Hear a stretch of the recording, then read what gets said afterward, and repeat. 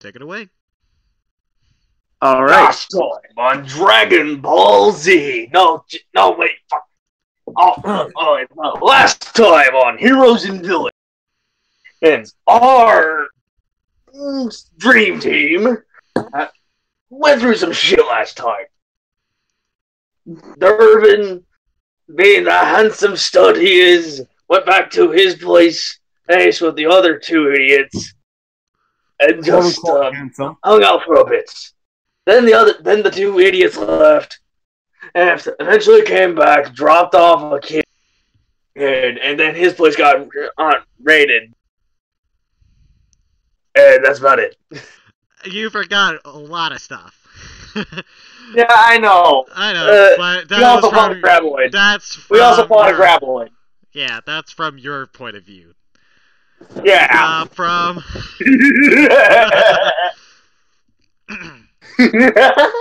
Well, the other two party members decided to take on a Graboid, and somehow lived. It wasn't that. And my guy would somehow know what a Graboid is. Of course he does. I'm so glad this is coming. I'm so glad I'm doing this every week. Mm-hmm. Okay, so thank you, Will, for doing our little reintroduction. So we find ourselves basically kind of the next morning. I'll say that all of you had a long rest since the whole incident of what happened last session. So I'm gonna be nice. Alright, so the first one to wake up is Jay. Oh yeah, what happened? Yeah, what has the Silver Strider been doing this entire time? I don't know. Taking around? No, it's just doing I've just been off the corner doing God knows what, just faffing around doing whatever. Okay, so let's do this. Let's do this. Okay, so we see your character wake up after a long, undisturbed slumber. And you find yourself not in your apartment, nor in your co-worker's apartment. And you see little Jimmy still there. Hey, Jimmy. What? What time is it? It's about like 6, maybe 7 in the morning. Alright. I said, while getting up.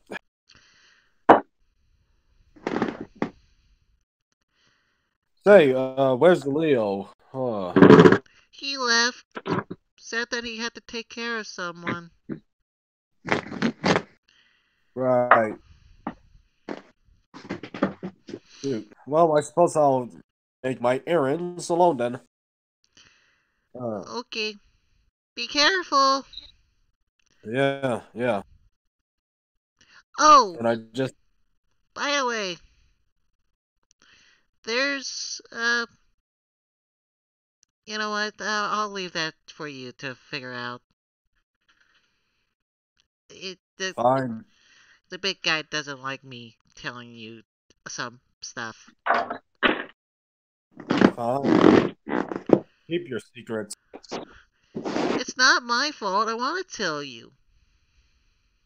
We all got secrets. Is it the big guy upstairs or the big guy downstairs? Do you say that way? He just says the big guy. Which big guy? Is he the big white guy or the big red guy? Are you asking in character? No. Like the big old guy or the big goat guy? He doesn't know. Either way, he has the really big guy. Satan and the goat. Okay, he goes, the really big guy has a really fluffy beard. Ah, okay. Either way, he talked to some really big dude.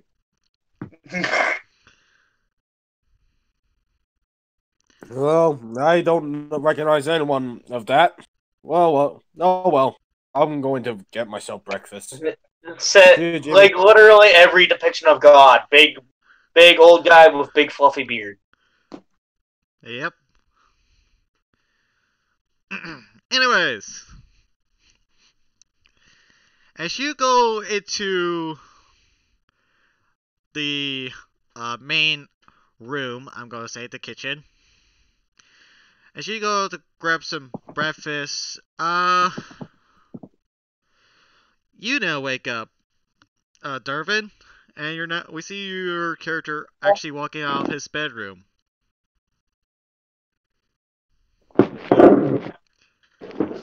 What? I wake up and see myself walking out of my bedroom. No. Like we see Jay looking at you, seeing yourself being walked out.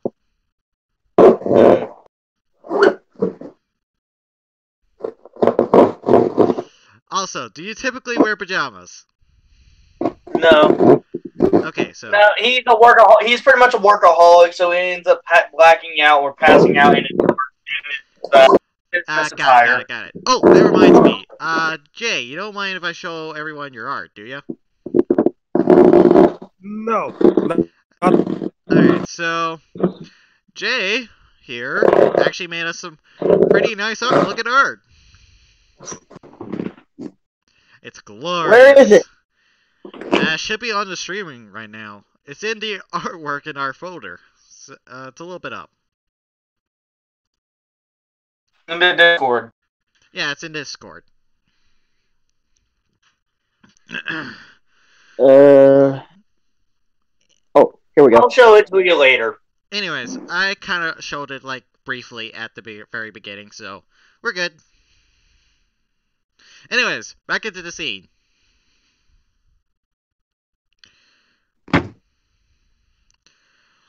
Dervin, you see Jay basically, well, his character, right next to in the kitchen.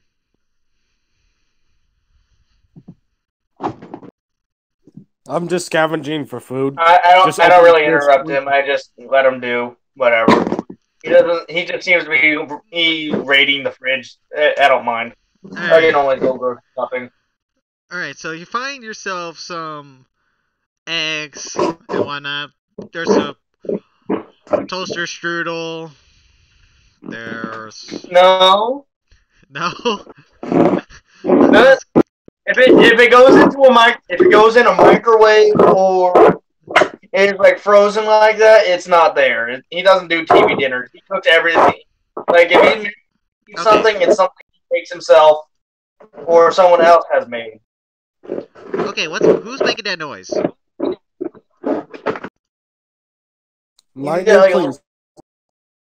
He's got like a little rooftop garden, and like he makes his own bread. Okay, so you basically have to make your own breakfast. I'll say you're making eggs and bacon. Yeah, basically that. I just look at every day, what the fuck is this for? The only thing I recognize is the fridge and the stovetop, to which I open the fridge 20 times, lowering my standards. Yeah, my guy does everything himself. He even has like a couple. I hear a bit of a rooster noise right after I start opening the fridge for the dirt. He doesn't even have an alarm clock. He relies on that rooster.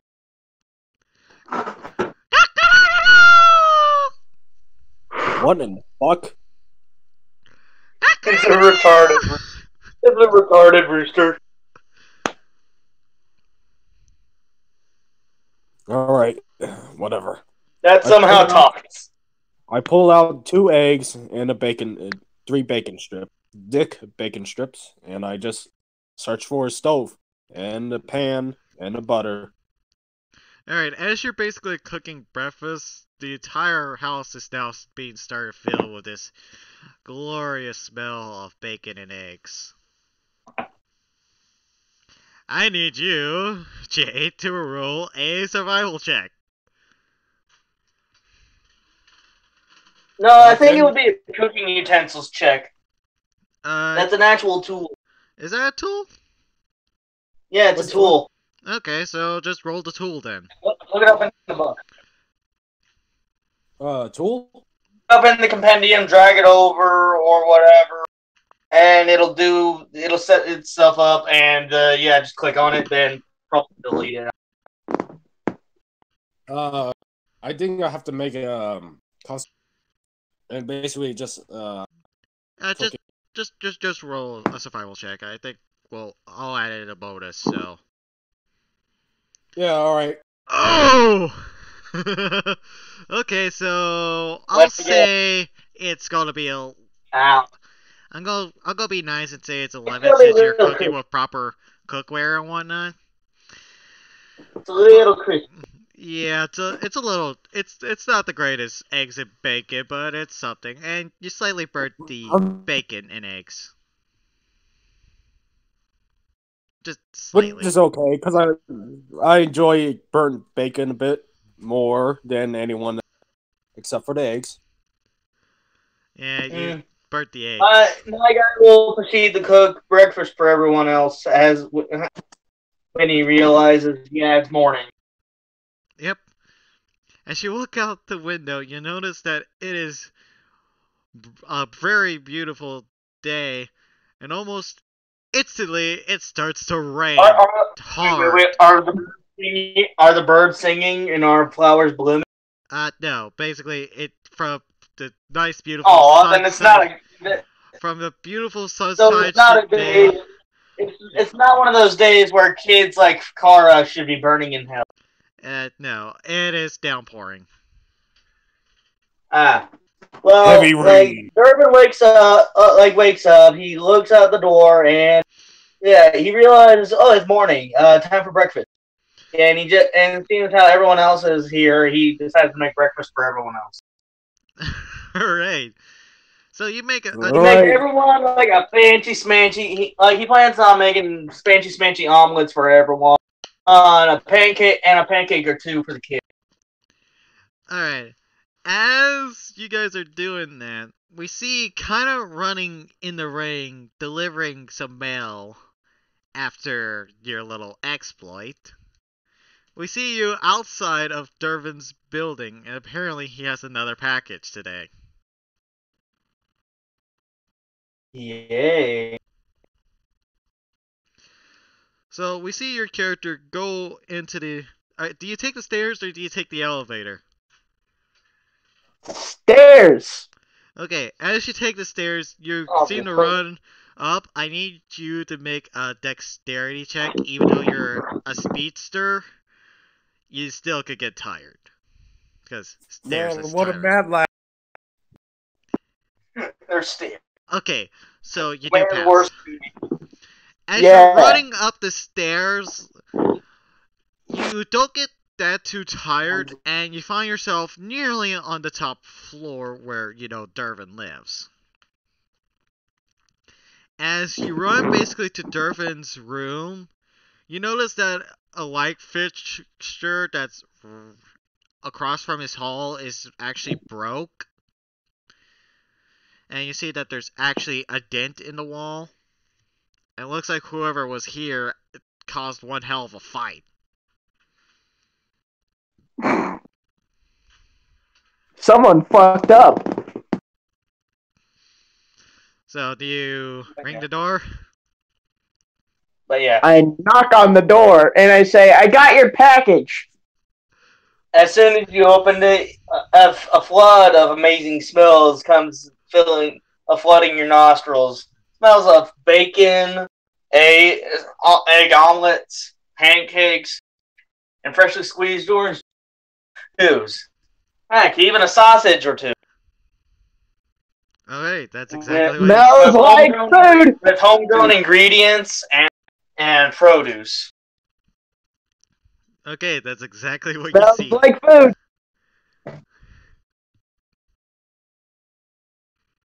Alright. I just walk in and say, exactly what is that delicious smell? Mr. Sawyer.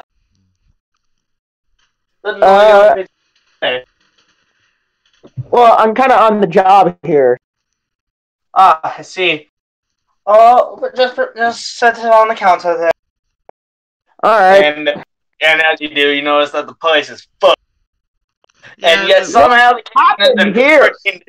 yeah, like, you yeah. see that the window is completely entirely smashed. You see some glass shards that are still on the ground. You see like a bullet hole in a couch and whatnot. Somehow the kitchen is still in perfect working condition. Yeah. What the hell happened in here? Oh, just the occasional run-in with the assassin. No, nothing. Assassin? Something like that. Like that boy, explain. You see a red-headed kid. You've seen this kid before. He was in the subway. It's Roy. He goes, "Hey." Hi. Fresh. Okay. First of all, I'm about to make a flash reference from the old comics, and William, you're gonna get this, and I know you will. Can I use my super speed to go to the library, learn everything I need to know to fix everything that's broken, and come back and fix Sure. Why not? I'm feeling generous today. And he wasn't wrong. Okay, I mean, you're not wrong, because I do remember the Flash able to repair the entire building by himself within just a couple minutes. So, yeah, you could do that. Awesome. I need you to make 2 checks, though. Okay. 1, I need you to make an intelligence check, as well as a dexterity check, and then we'll see how it goes. Okay. Okay, here's intelligence, Oh, and wow. there's dexterity. There's dexterity. Okay. How do I explain this? Okay, so you basically start from point blank, staring at this window that's completely shattered.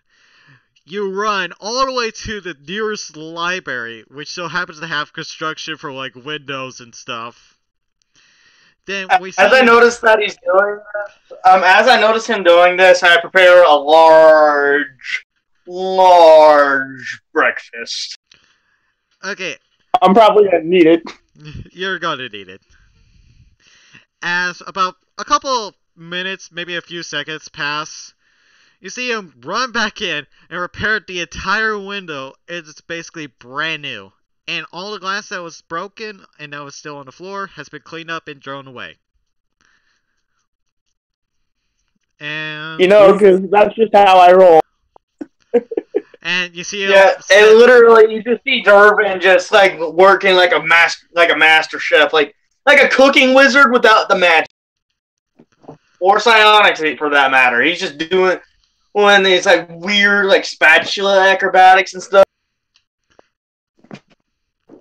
Yes, and yeah, he's just hashing out like a bunch of really awesome omelets that he then proceeds to hold out without looking, and then just proceeds to see those that plate of omelets get taken from his hand, and then. Yep. And we'll say that then we see yourself basically sitting right next to Roy. Yeah, but yeah, basically like prepare about 2 average sized pancake, a sausage, and some bacon and eggs for the kid. With the jam and butter, of course. Mm-hmm. And I make some omelets and a sausage and egg for the others, including myself. Right. Okay, so basically all that happened within about a couple of minutes. And it tastes like it was made by a master chef. You're the master chef, are ya? Well, the Irvin is. Anyways.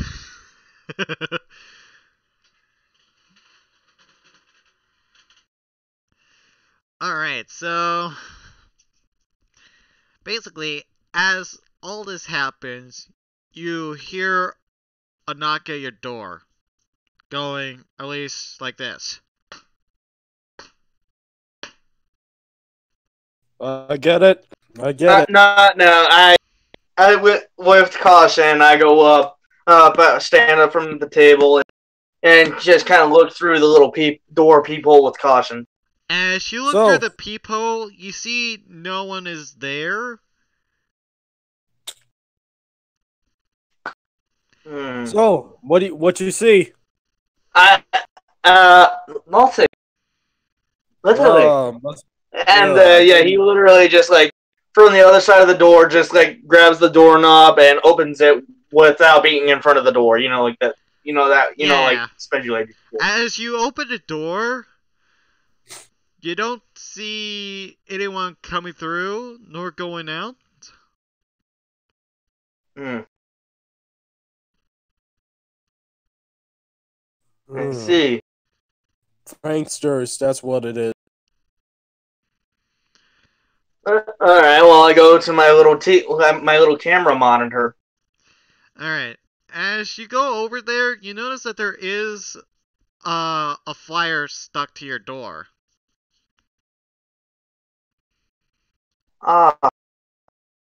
Okay. I'd pick up the red flyer and see, what does it say? Shop now! Shop today! The brand new store is opening! And as you look down the hallway, you see this guy, and he has like a couple of flyers in his hand, and he's stapling them to people's doors. And you hear the... again, from his stapler. Oh, it's just a flyer. Tosses it aside, revealing a giant pile of flyers. No, it's just a single flyer that's on your door. No, like, there's like a giant pile of flyers next to his door. Okay, as you place the flyer next to your door, you see it just kind of float over to the table and land face up.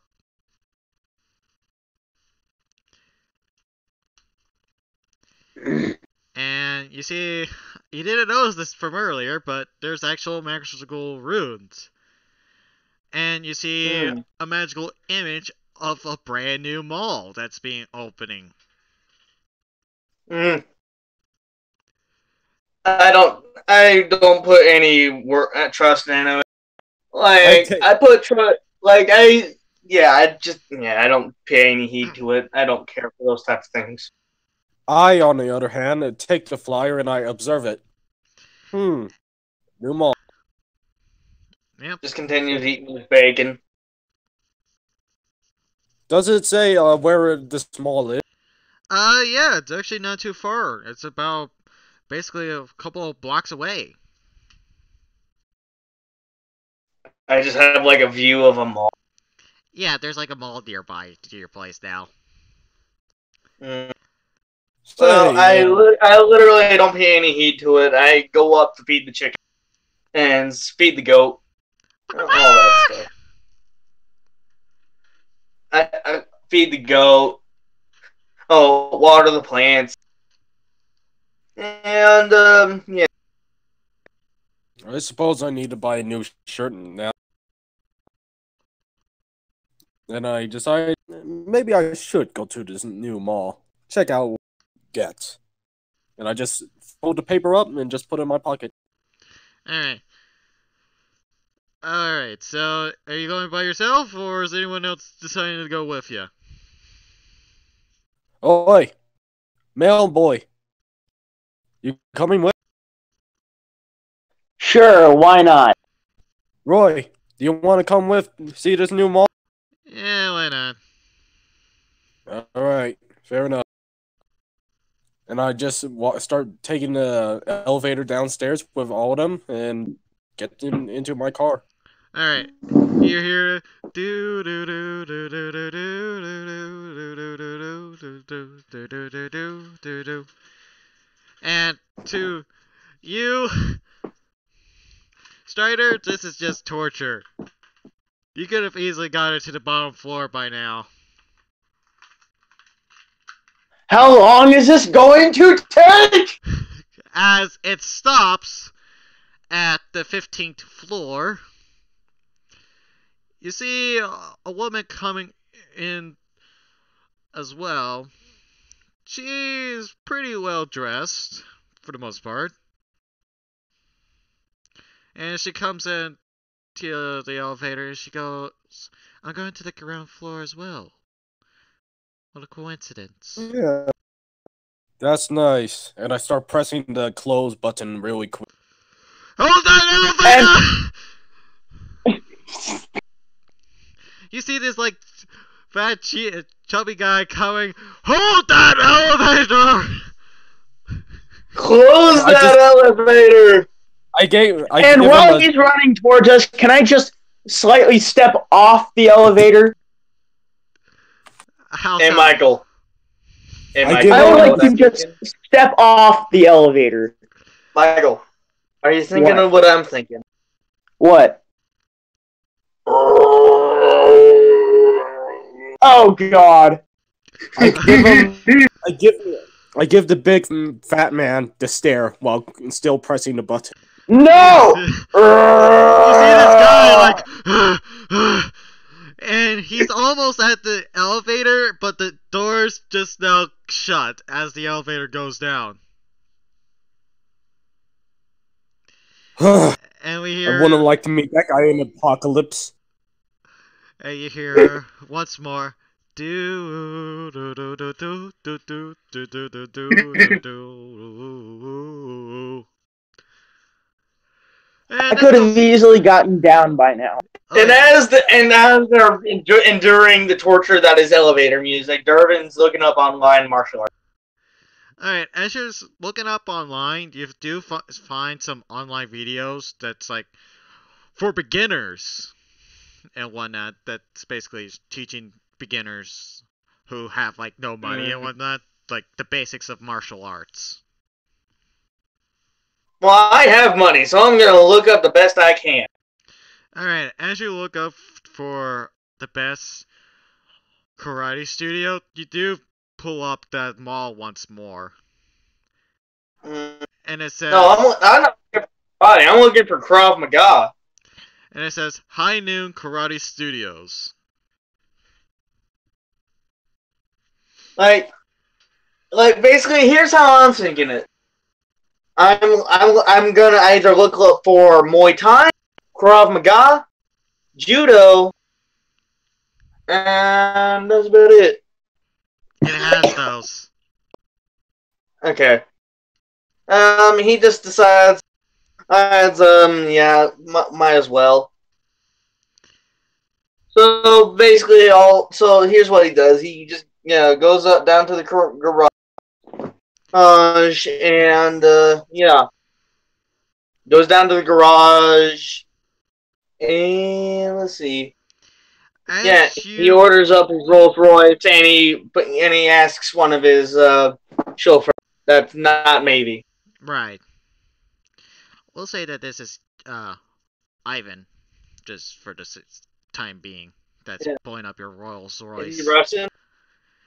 As we see the rest of you go now to the ground floor and exiting the elevator, ending your torture with elevator music and whatnot. Finally! I could have gotten down here seconds ago, but you wouldn't let me. Well, if you were that fast, you could have at least stepped out. I tried to, but I didn't want to. And then all of a sudden, they see a custom Rolls Royce come out the front that actually has enough room for everyone. Yep. You see this nice, beautiful Rolls Royce. Rolls Royce. Rolls Royce? Close enough. Stop blaming me. I am not good with English, even though English is my primary language. I feel your pain. New type of car coming out 2019. Rolls Royce. Anyways, let's continue. You see Durfin basically in his other Royce. And so, do you guys go into this Rolls Royce? Screw that, I'll just run. I'll take my little car. Alright, so we're going separate then? I'll take my shit. Alright, so we see you, Jack, just run to the mall. We see the Rolls Royce just driving down. Same thing with your little POS. Hey, George. Hey. Oh, hey. Sorry, I'm a little late. It's fine, you didn't miss much. For a little recap, so we basically wake up in Dervin's suite, and now we're going to a mall 10,000. because I'm looking to buy a shirt. Okay. Alright, so By the way, it was his penthouse. as you find a parking spot for the both of Jonas and Dervin, you try to find your chauffeur tries to find a pretty good parking spot, but pulls you up to the main door. And you actually see the mayor of the town. Like, you see like quite a few people like sitting in these nice velvet chairs and whatnot. Mm. And you see this too, Jay, and Jack. George? Hmm? And Leo, you're actually here. Oh my god. We see you in the audience, just sitting here. Taking a nap in my little mini shitty van. As you guys basically find a parking space, you see this red ribbon being cut, finally. And you hear the mayor, "I now declare this mall officially open!" I wait for the crowd to disperse. Yeah, you see the crowd. I wait for the onslaught that is a hungry crowd of shoppers. So move on first before I do anything else. Yeah, you see like a lot of people going in and whatnot. It kind of slows down a little bit, but it's still gonna be a little packed. My mini shitty van. As we see you, Leo, and Shitty van. you're talking to this nice, elegant woman that's in front of you. She goes, "Now, darling, aren't you part of that host club?" Why, yes. Why do you ask? Because it might be a threat to our business. I give him this. I stare right behind her and just like shake my head. There's someone standing right behind me, isn't there? Maybe. No. Do you say that out loud? Yes. I'm but then I say it. I say no out loud, but then I look straight in front of me. She looks right directly at you. "Oh, you're new. Hi." I she look just, back at her and shakes your hand firmly. I give her a strong shake back because I know that handshakes are important for first meetings. "Now, darling, we have to get you something more dynamic than that drab." And she like pulls away your shirt, seeing a few like cuts and scrapes that you have in your shirt. She goes, "This won't do. Well, yeah, that's why I'm here. Come stop by my store. I'll get you fitted right up." I lean in close. For a discount? "Of course, a discount." Hey, Oh, I see okay. that.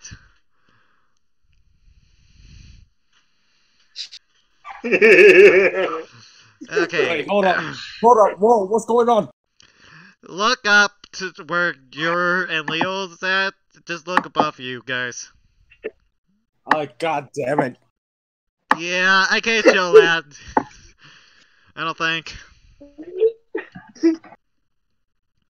Hold on, don't worry, I got. Okay, it's gone. I am confused. Did I miss something?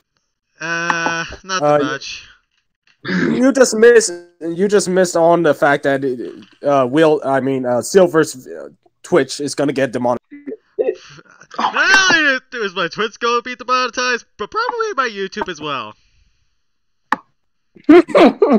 Jesus. I'll be putting this on YouTube later today, so. I'm sorry. So, can we please not try to get me screwed over? Sorry. I can't promise anything. At least You're a try. mailman, of Oh course. my god.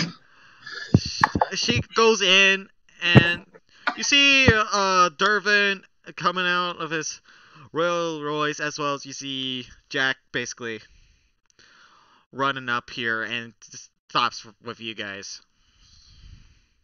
We're here! We're finally here! Do you guys enter the mall? Yes!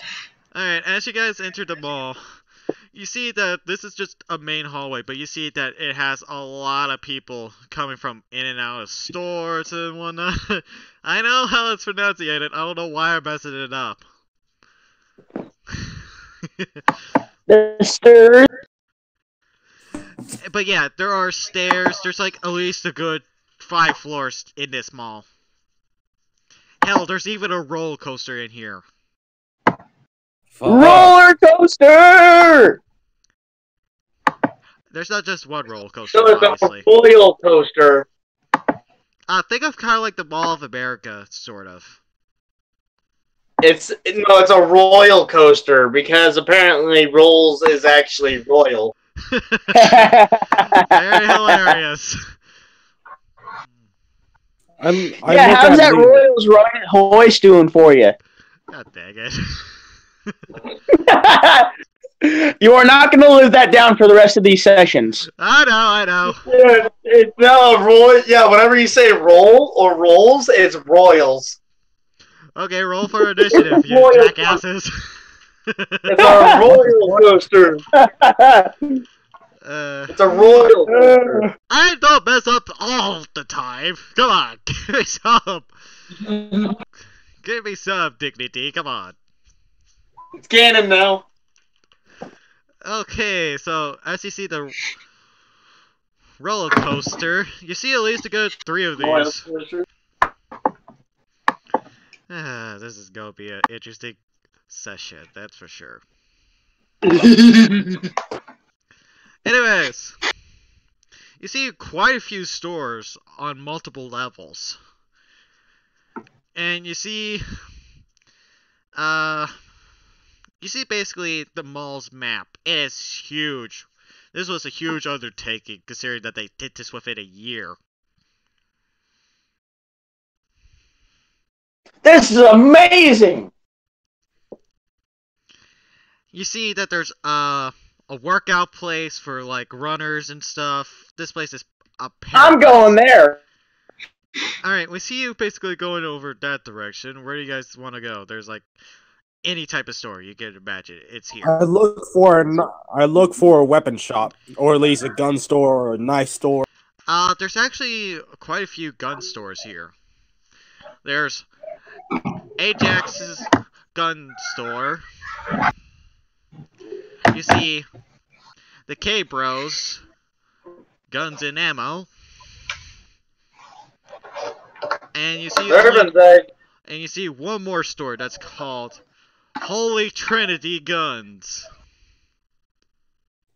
Is there a store for self-defense, like Yeah. general use? Dervin he gets a quick coffee at Siren Dollars. Just say what it is. It's Starbucks of this universe. Jesus. Siren dollars. Siren dollars. Yeah, he just gets like a cheap black coffee at Siren dollars and finds like a bench somewhere and just relaxes for a bit. As you're basically relaxing and you're going to the gun store, Leo, where are you going?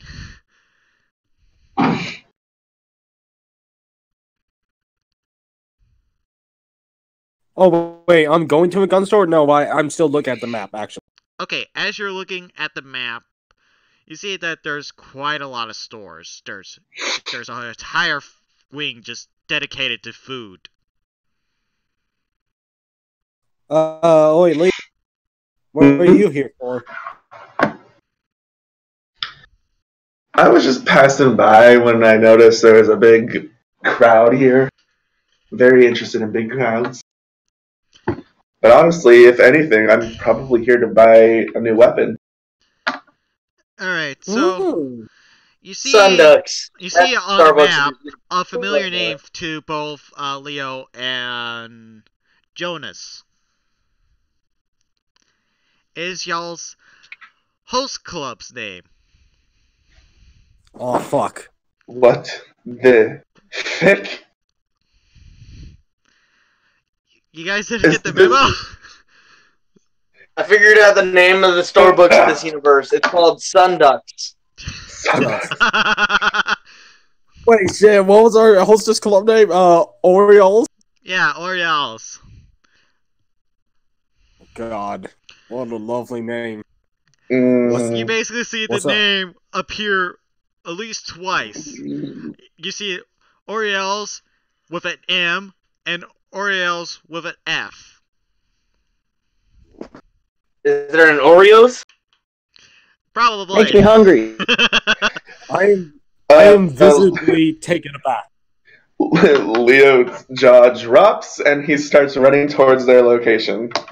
As you're running towards that location, you're basically right next to each other.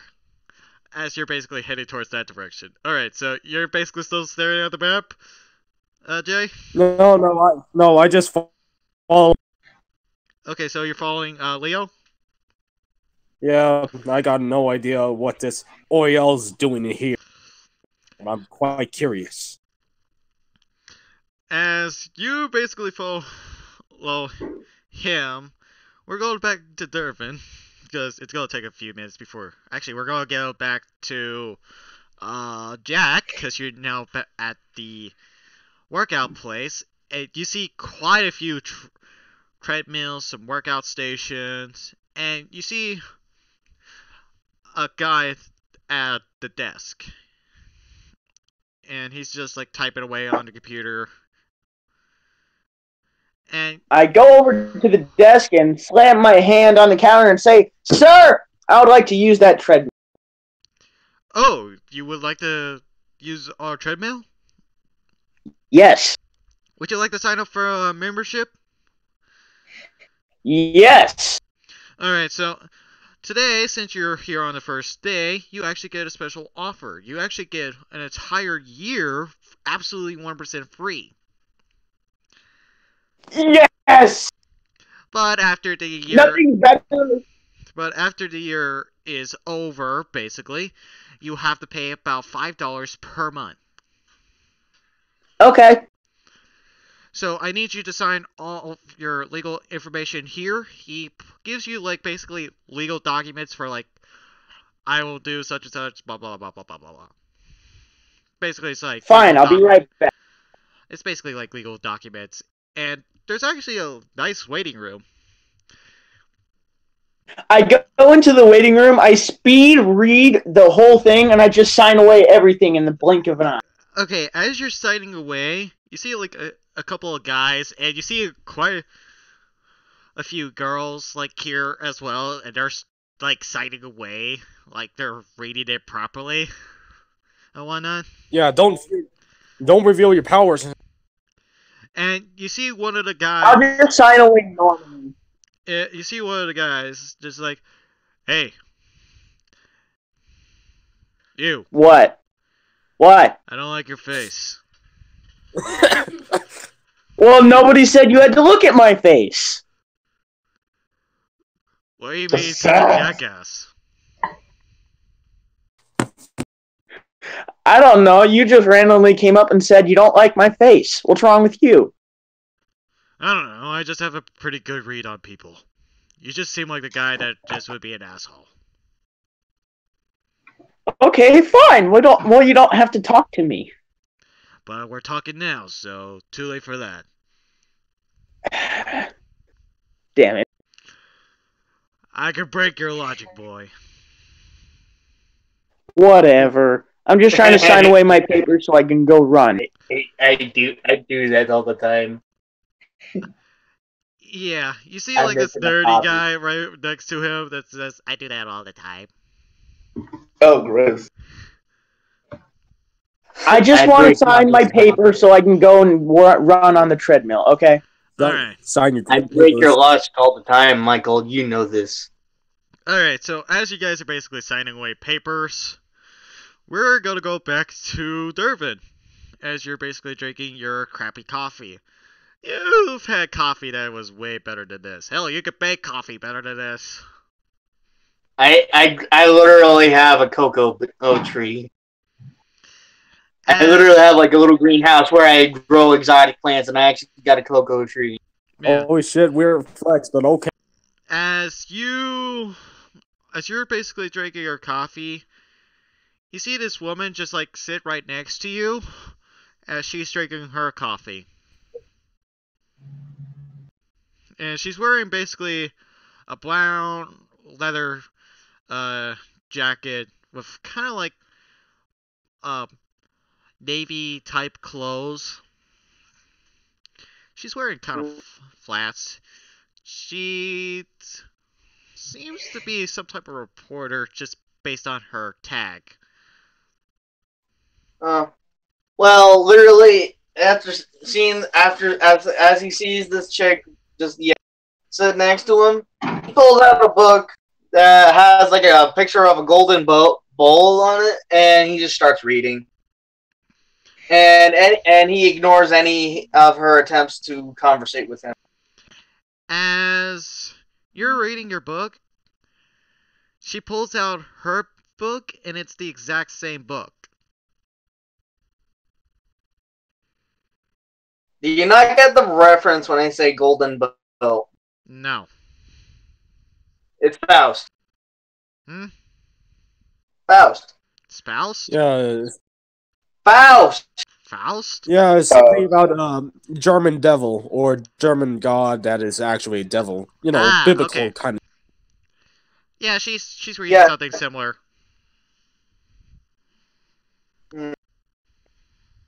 Yeah, he's reading there. He's not really paying attention to anything else. Okay, basically you're reading with this lady who's also reading the same book. As we go over to Leo and Jason, we find the both of you in front of both of the hostess clubs. And they're right next to each other.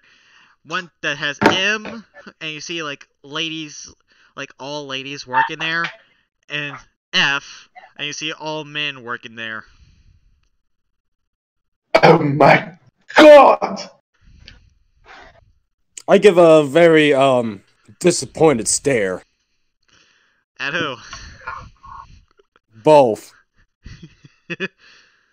I don't know what I was expecting, but I am disappointed regardless. Do you approach any of them? I approached the male one first. I Alright, approached the female one first. as you approach the males, and they go, "Oh, are you into that kind of stuff?" You bastards. Excuse me? What kind of when did this?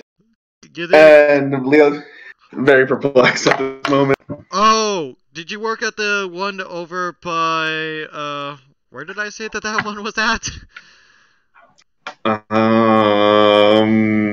No. Where? I'll say that that's kind of downtown area. Yeah, there you go. Do you work at the one at the downtown area? The Yeah. red light district? You didn't get the memo? Shut up! Don't you dare label it the red light district! No, I didn't get the memo. We're expanding.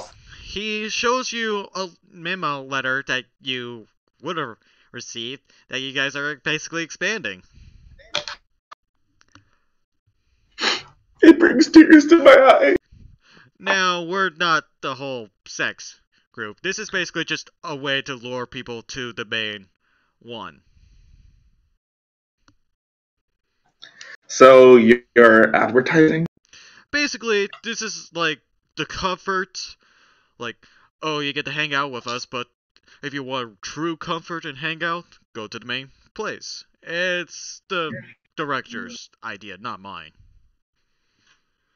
And what about the one next door?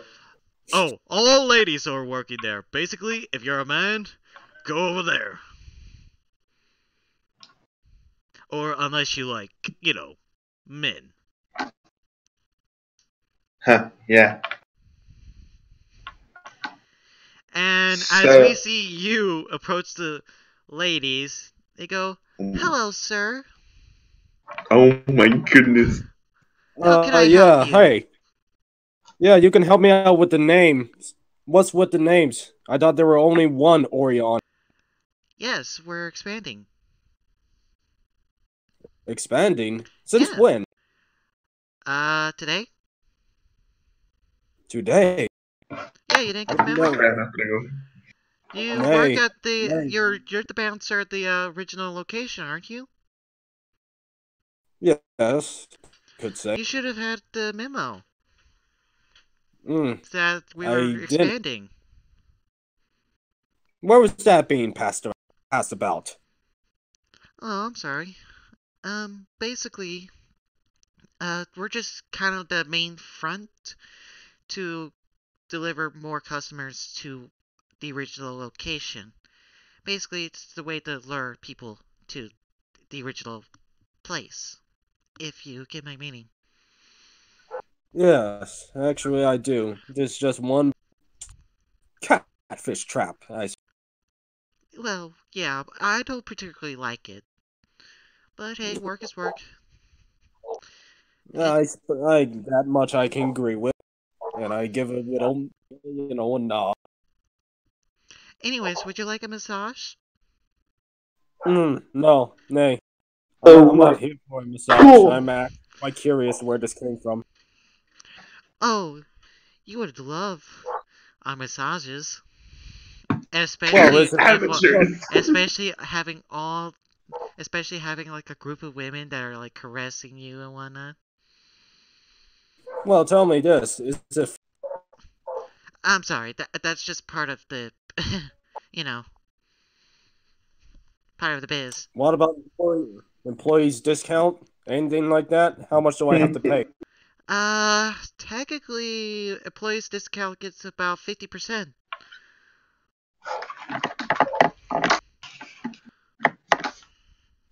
Off.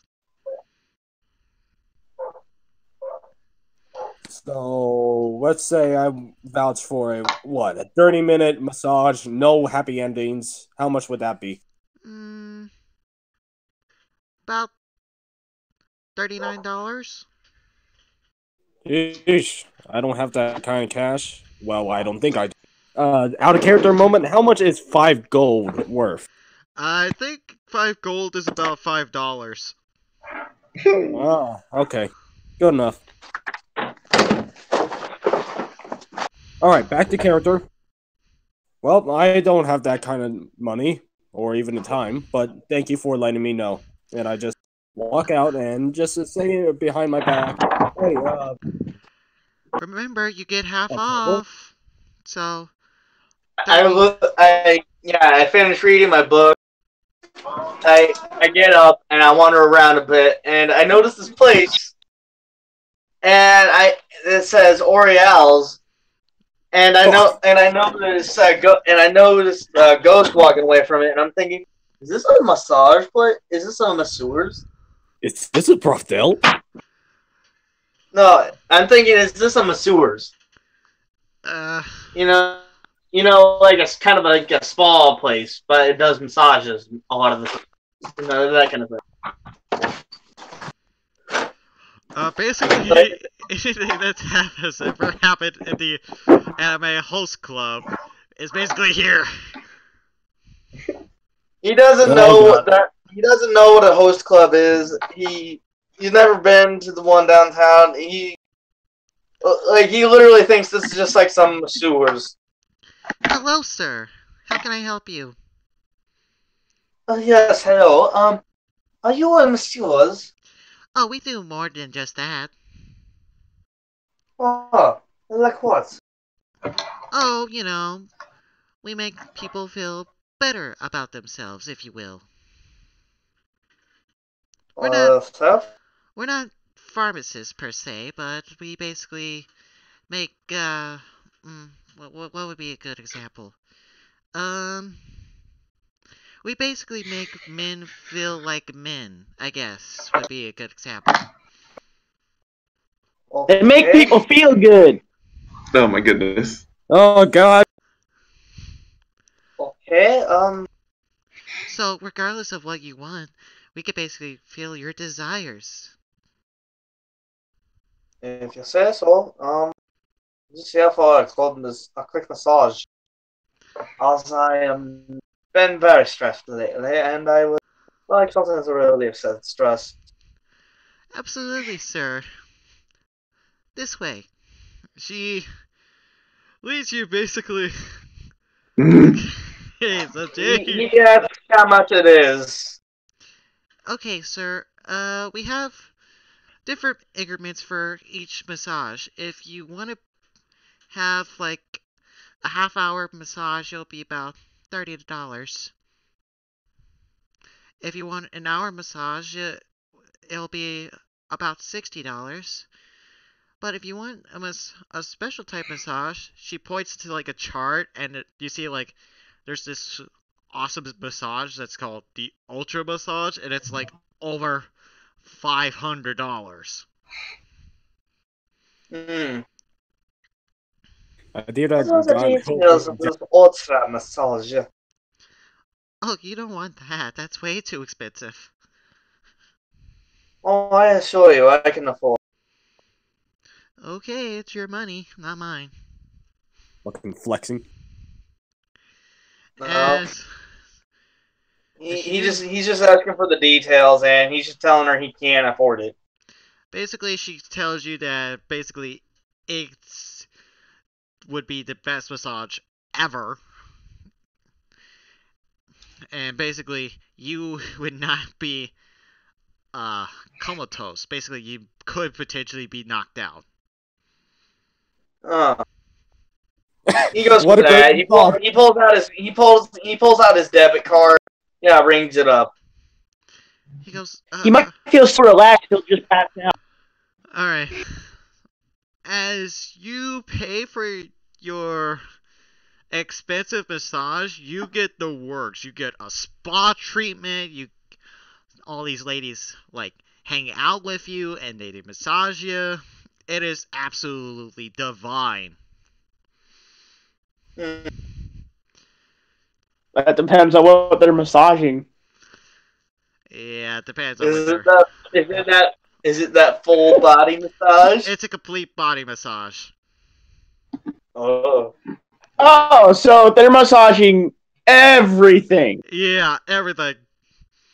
That's Not to put it into context, but putting it into context, basically, they're massaging everything.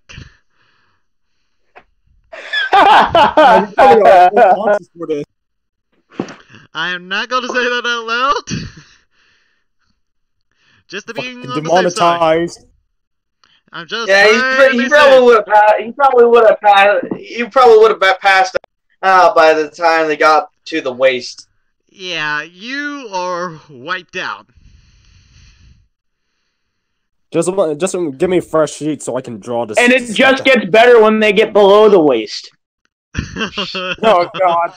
No, I'm not gonna get that far. Well, okay, we're reaching it here. We're reaching the deep end. Yeah, that's why I said he would probably have passed out before they got to the waist. Yeah, So that basically way the you can screen skip on cuts to that. black, and we go over to Jay as you go to the males host club. They go, halt. Oh, What? hey, I work here. Am I not allowed to talk to my fellow workers? Oh, are you the bouncer from the actual place? Yes, I am. Oh, good. I'm not here for pleasure, just only business. Relax. But our business is pleasure. Well then, we're in a conundrum. How about business, sort of business? He goes, what? Whatever. And I just cross my leg and just lean on the countertop. So, where do we get the money to expand Discord? Well, some guy just stopped by the director's house and just gave him a whole lot of money, so he decided to open shop down here. And that's not suspicious? Nah, it's just a weird old guy. No hair on his head, though. Kind of creepy, in my opinion. Yes, awfully generous of him. So rich that he can even afford to have women workers. And I just tilt my head to the other hostess club. And you see some women, and you see a few of them actually now starting to get into the costume, basically. No. You see What some costume were they wearing? Well, you see a classic buddy girl costume. You see some maids costumes. It works. Ooh. Bunnies and maids? What are they thinking? Oh, there's more. I'm just not going to describe all the costumes. Bunny maid? Yeah, there's a bunny maid. Okay, what about this club? Like, what are they wearing? The same thing? They're wearing similar type clothes, but you see one of them is actually dressed up more geared towards like a butler and stuff. You see this one guy that's like supposed to be like dressed up like a prince, but he's like grading a paper. And the guy that you've been talking to is dressed up like a buddy, sort of. By the way, like buddy ears yeah, and a if you're tail. curious of what that D12 is about, I do. it's to see how endowed Durbin is. You gotta hold up. Hold up. Pull it out. Oh my god. God damn it. I'm sorry. Anyways, let's go back to Jack. You see you're basically like running the treadmills and whatnot. Of course, you have to run like kind of human speed because there are other people here. I mean, you have the treadmill only goes up to a certain speed. And you see this woman who's actually been keeping pace with you. Really? Yeah.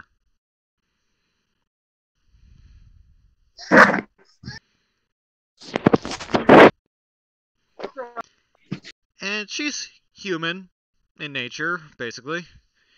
Red hair. She's wearing like what looks to be like a white sports bra with like kind of like a black I forget what they're called, but it's basically like shorts for like women. Okay. And it's completely black. And you see her just like wearing like typical like running shoes and whatnot. Pretty fast there. You're fast yourself. Oh, you have no idea. I whisper that, by the way. She goes, hmm? As she looks over to your direction. Nothing. I was just commending you. Oh, thanks. I'm not that great. I'm definitely slower than the Lightning Samurai. I'm sorry, the who? Oh, you don't know? There's this new hero that came out of nowhere that wears a samurai garb, and she's extremely fast. Really? Yeah, saved my life yesterday, in fact. Huh. I have to admit I've never heard anything about this lightning samurai. Well, whoever she is, she's gonna give the Silver Strider a run for his money. I'd actually pay to see that. I would like to see that too. A race between the Silver Strider and the Lightning Samurai would be awesome. Yeah. I start whispering under my breath, I'm gonna have to find this guy and race him. Hmm? Oh, nothing. Just ignore me, I'm just being silly. Who do you think would win? I don't know. I think the Silver Strider has a very big chance. Mm-hmm.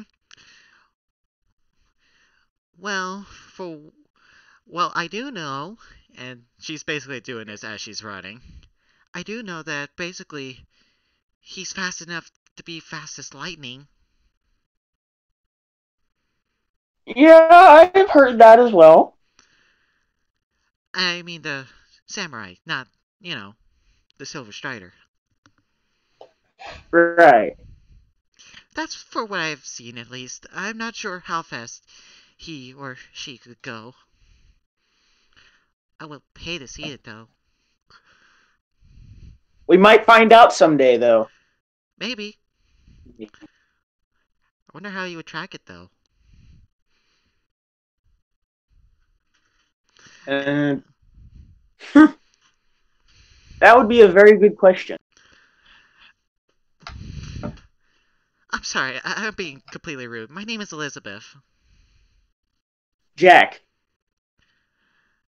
Oh, aren't you the guy that delivers mail every now and again? Yeah, I am. Nice to meet you properly, Jack. It's nice to meet you too. Good to see that one of my customers actually recognizes me. Well, of course. You're always so sweet. I know. As you do, I need you to make a perception check. A persuasion check? A perception. Perception. Yeah. Okay. It's not a very high check, so. Perception. Damn it. Where is it? Where is it?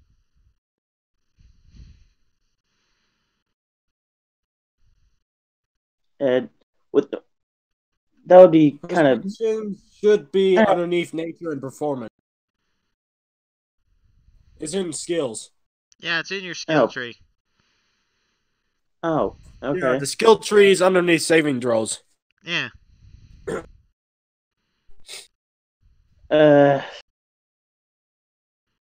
If it helps, it's in alphabetical order.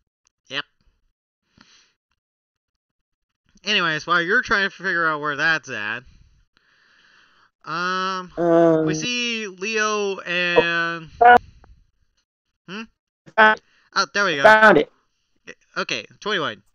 You succeed. As you're talking to this lady, you feel quite a few stares of some of the guys that are in here with you. Is it just me, or do they kind of look angry? Oh, that's typical of my presence. Some guys, what would be a good example? Like that I'm here. So, if you're being friendly to me, sometimes they don't get along very well. I can see that. They all kind of look like they want to run me down. Yeah, you see some of them, they're like, I'll go kick your ass once you get off of that machine.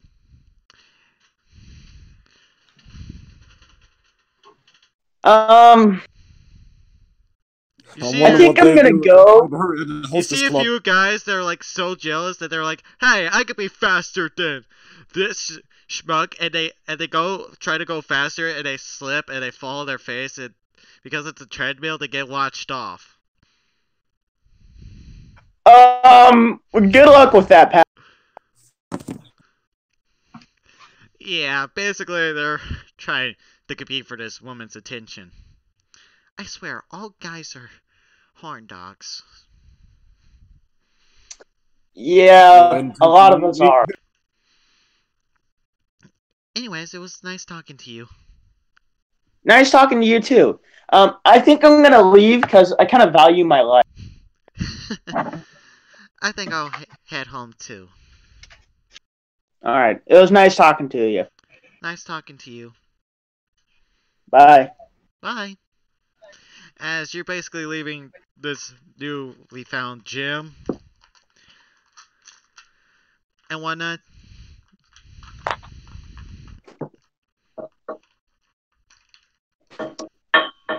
And well, you see Leo and Jay. Are you still going to that club, or are you going somewhere else? I'm gonna go somewhere else. All right. Preferably far away from the gym. Alright, as you go away from the gym, I don't want to get mauled. and you see a couple of these guys are like tailing you. Uh-oh. They go, "Hold on there, Pipsqueak." Who is this guy? Macho Man Randy Savage? No, but he's dressed like him. Oh, yay. I want to beat you up, brother! I'm gonna tear you from limb to limb. Brother! Whatever you say. And these guys are gonna help me out, aren't you, boys? Yeah! You can't talk to sweet Elizabeth like that. Well, you guys can go ahead and try. I'm not going to stop you. Oh no, bud. You ain't going nowhere. These three guys, like, basically surround you in, like, a basically a circle. Meanwhile, Durbin wakes up, exits the place. Yeah, you look at your watch, at least a good hour has passed by when you passed out. The less effort. Please come again. Maybe. And he just kind of starts wandering. Alright, as you're basically wandering, what is Leo and Jason up to? I assume we finish up chatting for my part. Yeah.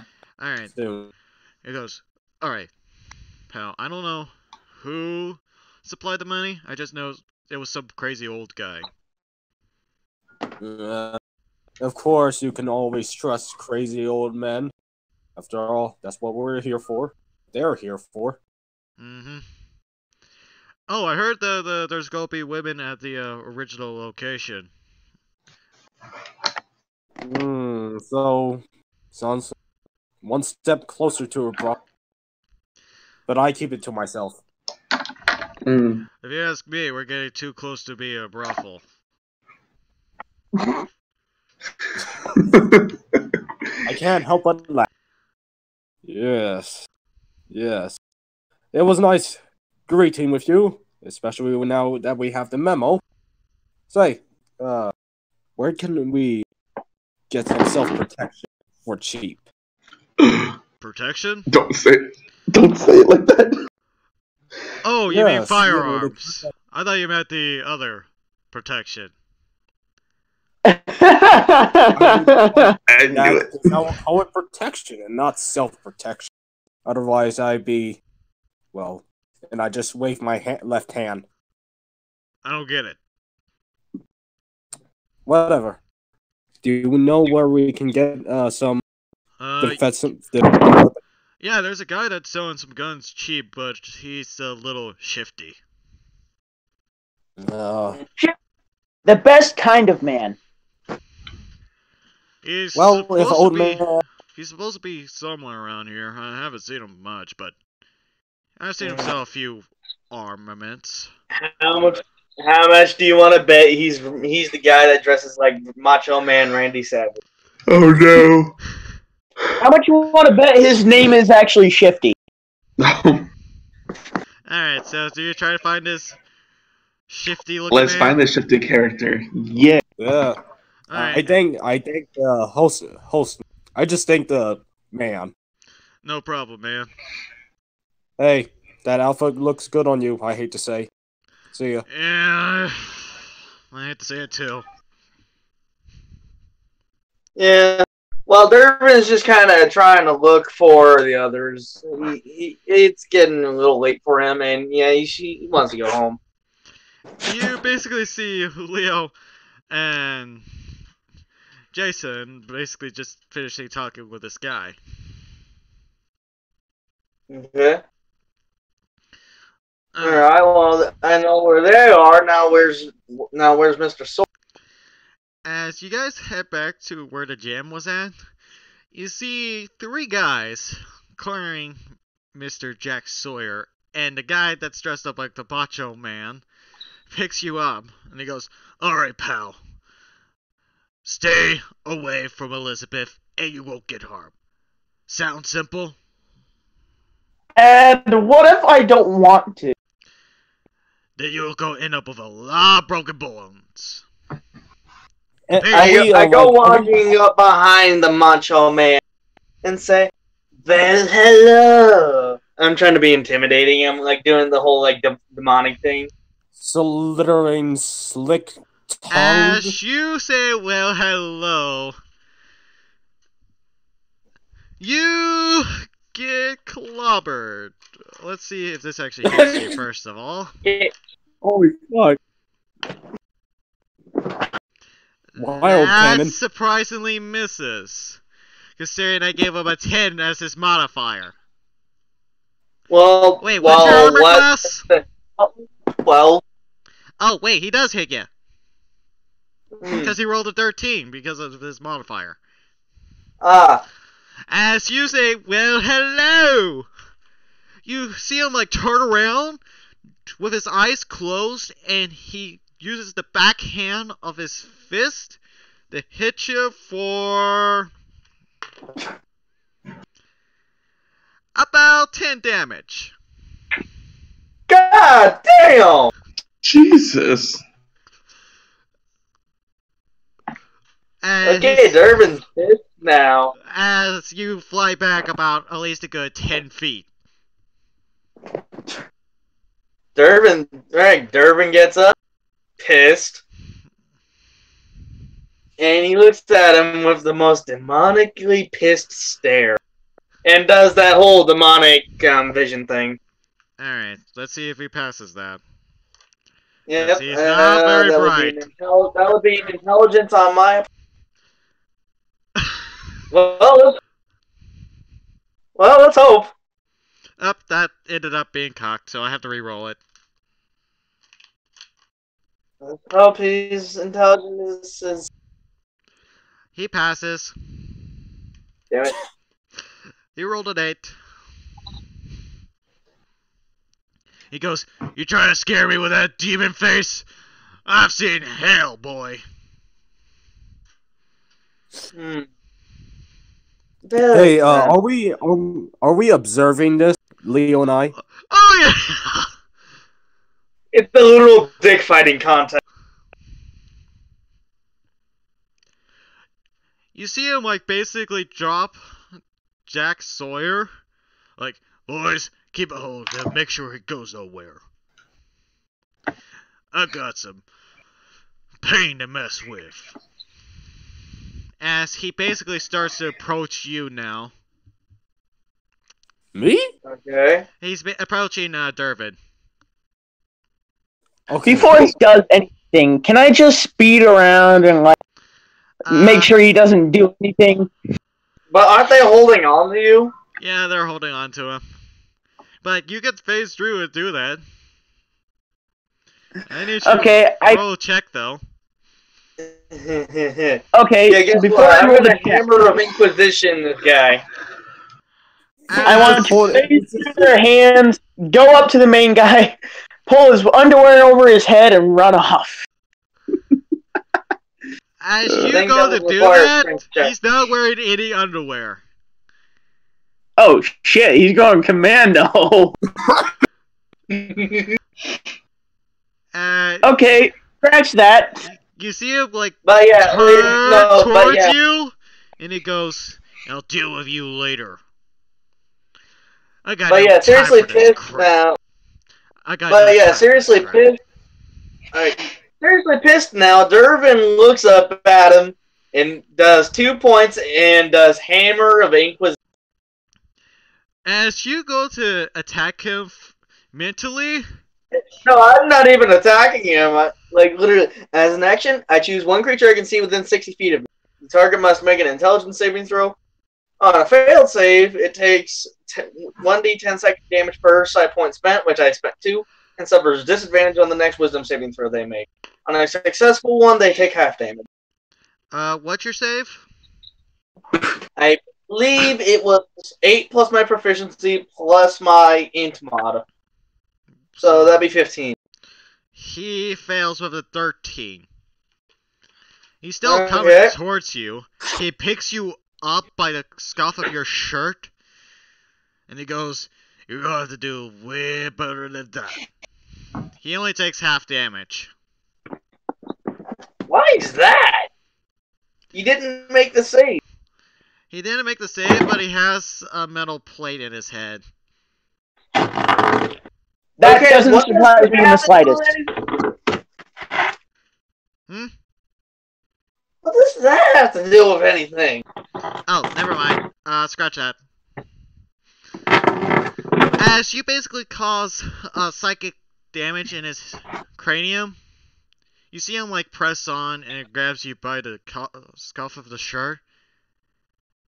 He pulls you in very close, face to face, and he goes, now,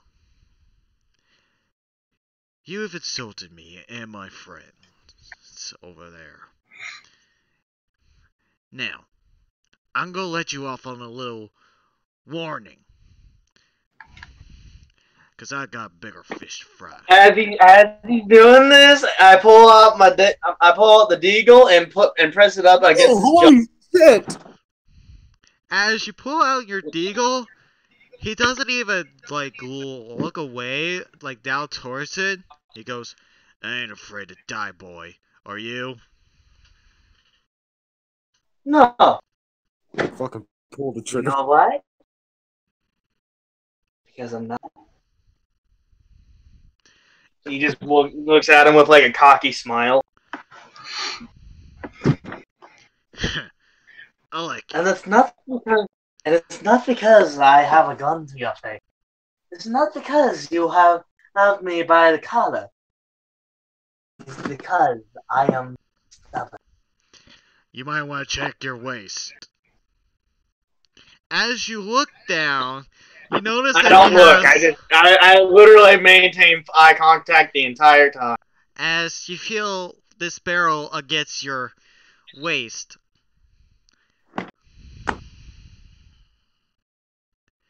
Two can play at this gun game. Now, we can either both shoot each other and we both die, or we end this little conversation without bloodshed. I prefer the four. As we're just watching this in background. Should we help him? I asked Leo. I kind of want to see this go down. What kind of gun? Like, how big is the barrel?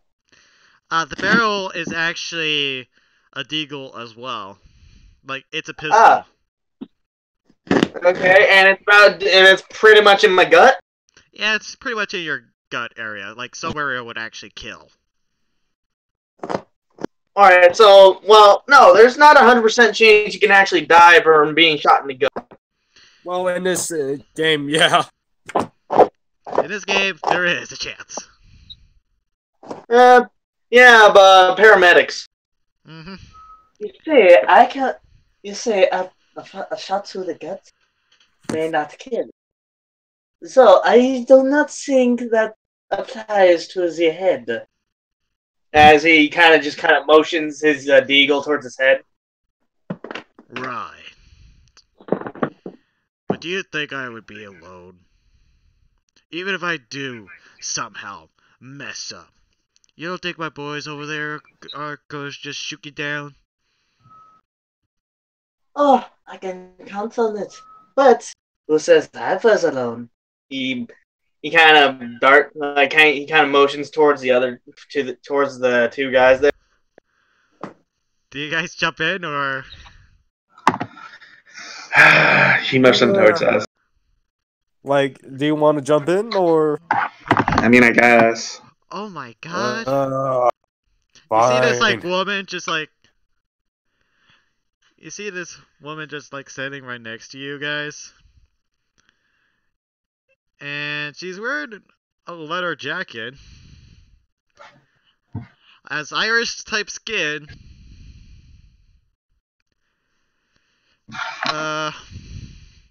What other details does your sister have?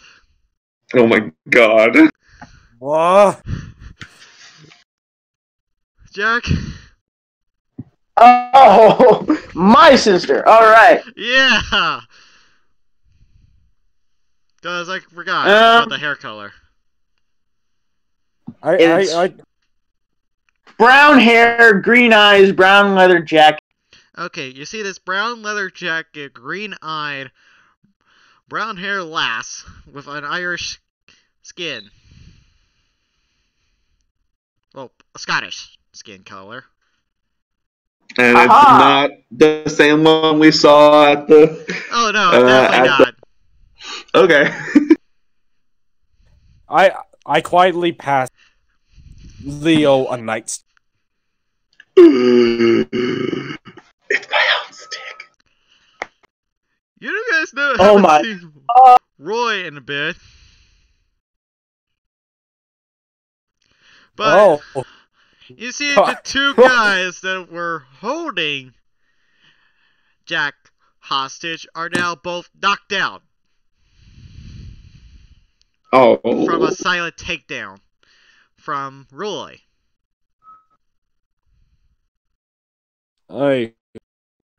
I look at Leo. Well, never mind. It looks like situation's under control.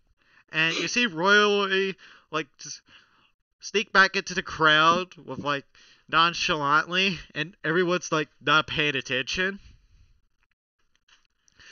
Now. Seems like you're alone now, my friend. What? You see him like look away for like a brief second, like half of him is like still looking at you, and the other half is like looking like towards where his bed is at. He goes, ugh. Alright, how about this? Let's make a deal. Have fun. I'll let you live, I'll let your friend live, and we don't talk about this ever again. Deal? I agree to that. Actually, hold on. Leo, pass me my nightstick. I hand the nightstick back. I nonchalantly walk towards the scene. First. Yeah, I was saying hi to my friend over there. And then you turn around and suck me in the face, as you Americans. I'd say I have the in score. Well, either ways, you and I both don't want this to end in blood, now do we? I nonchalantly walk. Oh, who said I never wanted it in blood? I say blood, blood, blood.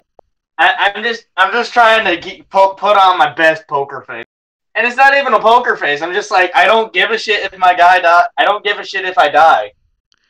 I kind of look, you know, and he's genuine about it. You're asking for death. Well, death ain't coming for you today. You see him like let go of your vest and whatnot, and you're back on the floor, landed on your butt. And he puts his gun away, and he goes, alright, now, I'll leave. I'm making my choice here. You see him like walk away and pick up both of his guys, and you see him like leave the ball. Durbin instantly dials at 911. I immediately take his phone away. Okay, as you take his phone away, you hear 911. What's your emergency? Click. Sorry, I just butt dialed you. Click. Mistake! You see, Durbin asks for his phone back before he gets angry. I don't know. You look like shit, man. Do you need help? No. I was just like my phone back. Oh, in that case, hey Leo, come over here.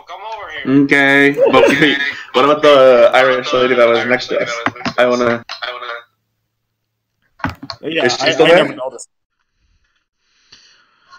Alright, so here's exactly what's happening. Jack, you see your sister! I'm speechless. And then she goes, "Oh, Jack, I didn't know you were in town. I didn't know where you ended up. Come here." And you see her like do like this sisterly like hug, like the hugs that she normally gives you, and she gives you a little bit of tighter of a squeeze on you. I hug back. She goes, "Where have you been? I've been trying to call you for hours." I've been delivering mail.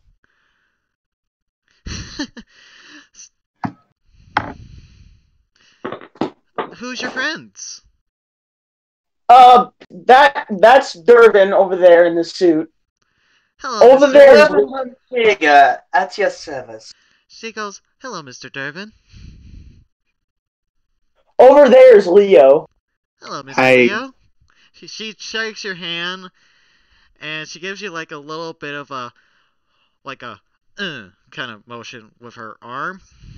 What does that mean? Like basically she grabs your hand and she pulls inwards and she gives you like a pat on the back. Mm. Kind of on butt, more like no. No. And she goes, "Are you single?" Yes. "Oh, you should definitely have a girlfriend. These looks would definitely take any girl away." Why, thank you.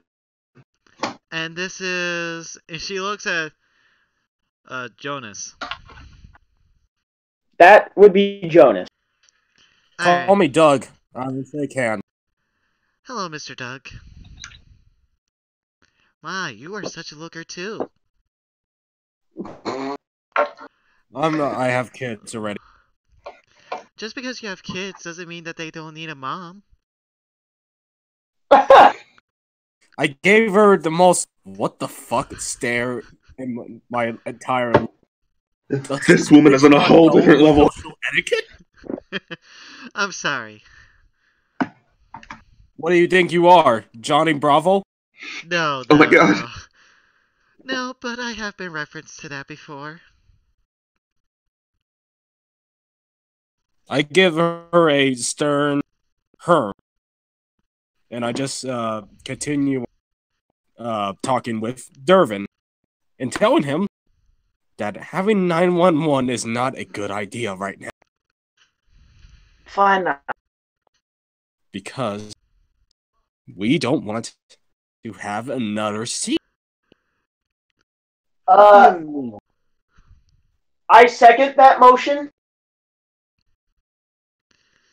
Okay. Scene. I was just doing my civilian duty and calling in on a criminal. Look, if Hold on, 911 guys. comes here and they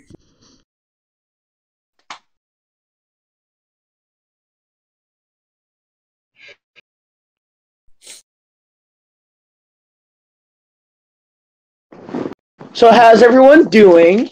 Or am I just the only one that notices awkward silences? No, Is it I'm the more whole- like the guy that You know what was about to do when the big guy was leaving? I was thinking about shooting him. But then again, I'm not sure that will be a very smart idea. Probably not. You know, with that all going on, Will, you there? Yeah. You could have just pulled the trigger. True. But yeah, the reason why I was reluctant on you calling 911 is because I'm not sure, like, the law's regulation on weapons. I mean, yeah, they sell weapons, but they don't sell ammo with it. They sell ammo separately, yeah, but not in it. Or so I did. Hold on. We'll wait until he comes up.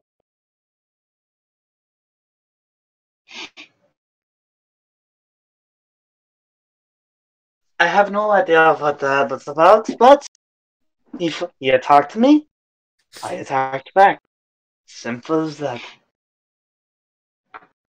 Now that the dot remind in my character's voice, I look at excuse me, Lightning, what's your character's name?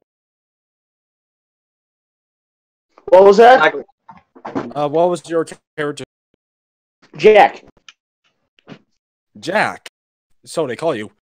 What was the big deal? Why were those three men attacked?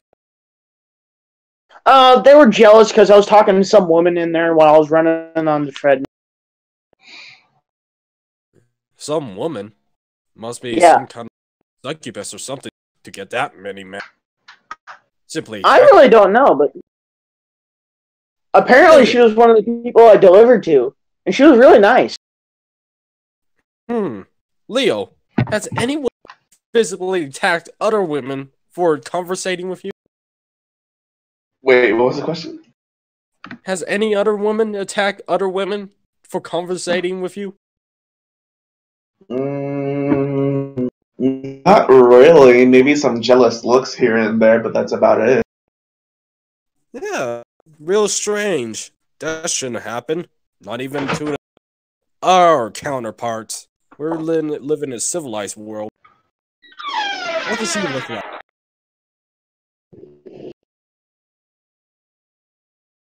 Jack, what did this lady look like? Let's see. She had red hair.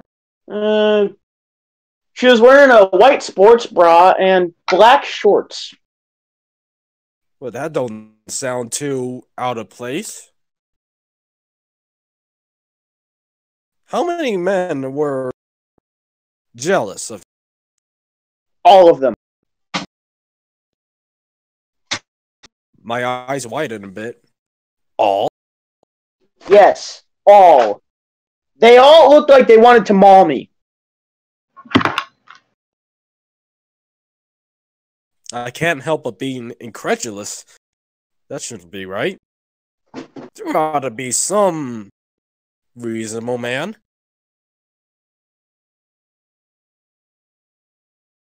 Were they I don't noticing know, but she sure was pretty. Were there other men who were noticing other women, or this specific woman? I really didn't know. All the men I saw were focusing on me talking to the one woman. Awfully suspicious. Okay. Or maybe she was just that attractive. I can see the wheels turning in your head here. You got something formulated. Dervin? You heard of something like this? Not in real life, no. In folklore and music, yes. Not even. You surely lived a long time. You have this happen to you? Well, not to you. Just happened more than once. No. Although I have had two women and fight over me, very messy debacle. But they were restaurant owners trying to get my investment of that sort. Not in that way. If that you're thinking.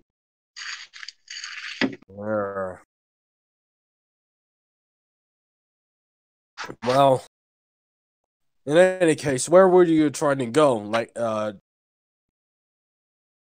I was just trying to go off and see more of the mall, and those guys just started following me. how far are we from the gym? Not that far. Okay. It's just right over there. No, I might like to see this woman. Well, I don't know if she's there anymore, but we can go check. I'm not particularly a fan of getting mauled, but I need to know this. Dervin, I think once you see this woman, you probably know what's wrong with her, right? Considering you and what you bought. Hmm.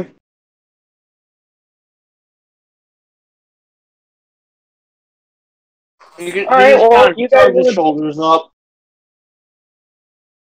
Well, if you guys want to talk to the woman, follow me to the gym. She might still be there. Right. We'll just wait for the rest.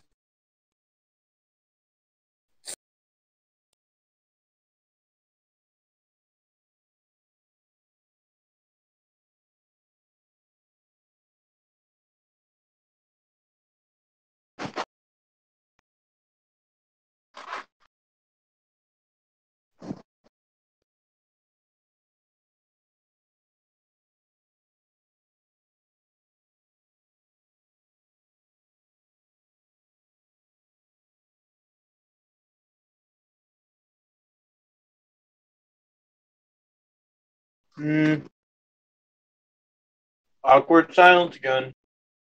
Yeah.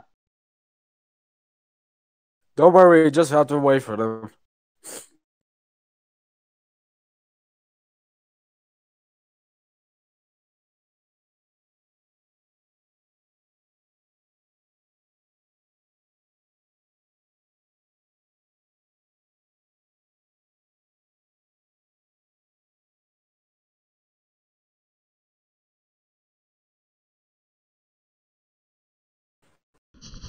I am back, guys.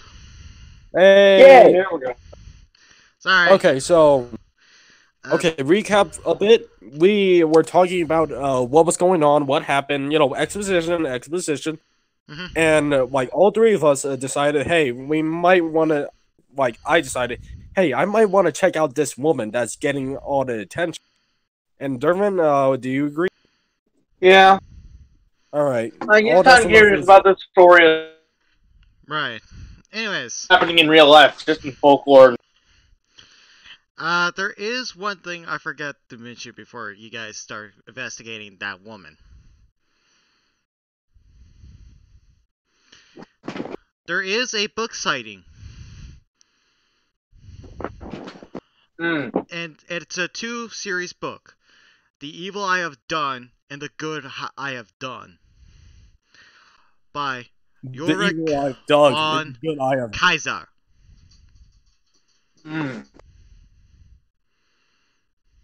For a second, I thought you said the evil I've dug and the good I have.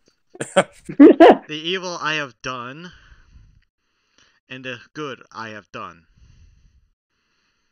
All right, all that's left is just waiting for Joel. Yep.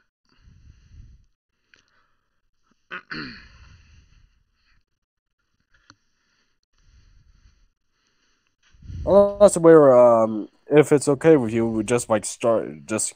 Yeah, we could start. So you guys want to check out the book sighting? Yeah, we're checking out the gym. Continue on this whole investigation of woman. Alright, as you do your investigation on this Elizabeth,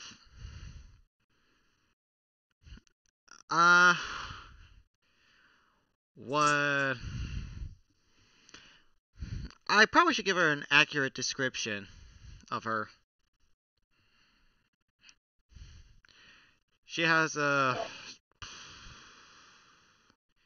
she kind of has brownish hair, blue eyes, What? She has fair skin for a human,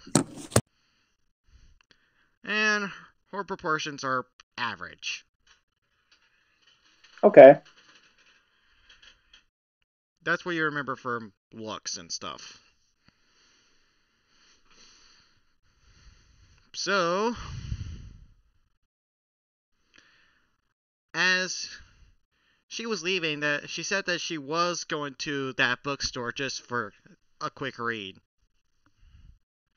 Well, let's go there then.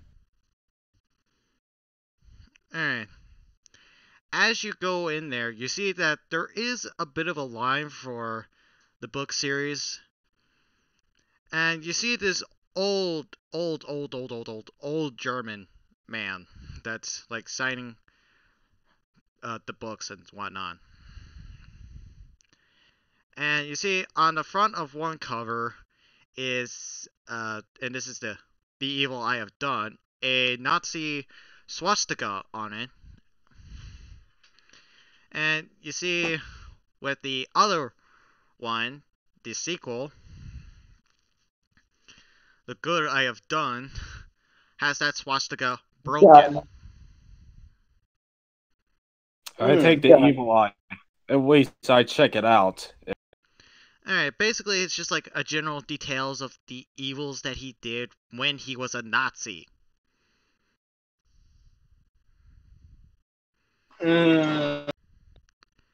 Seems a bit gruesome for my taste, but Do you take a look in the good one? might as well. As you take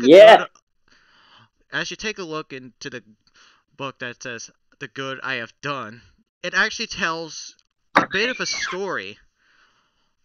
A family named Strieger wanted safe passage into the US.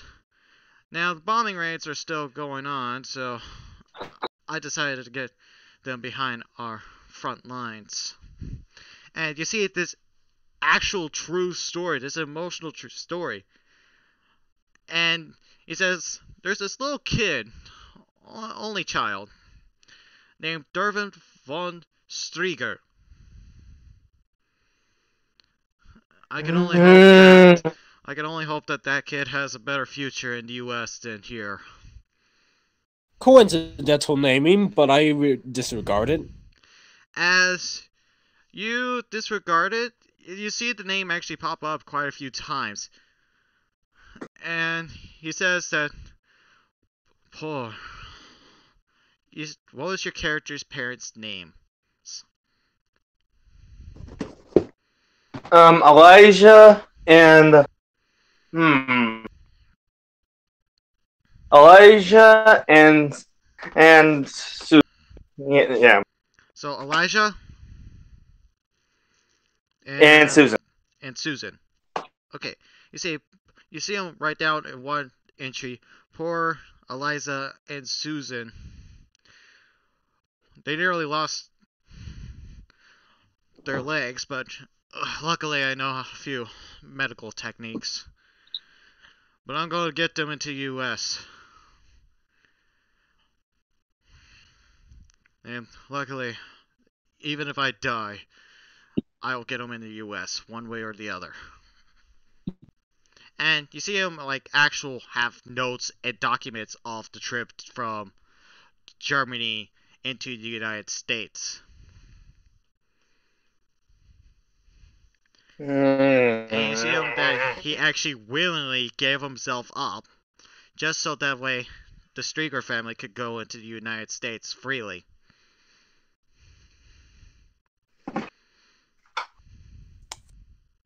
What a strange book this is. Does Derwin notice? Does Derwin read into this? I wonder. I feel like you would. Curious about the whole swastika being broken thing. He'll take a look and you see, realize just who this book is about. Yeah, it's about your family getting to U.S. and this German guy that's basically signing away is the one that basically got your family into U.S. Hmm. Yeah, and my family. Yeah, and I would. Yeah, and yeah, I'm just kind of like looking at this little ring that my dad had. It's like It describes that ring. he just kind of makes like an angry fist, and he waits in line until he gets to meet up with this guy.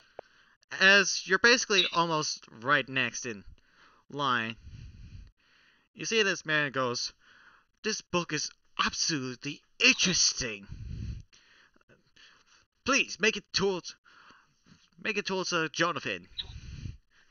I'll give that bastard something to read."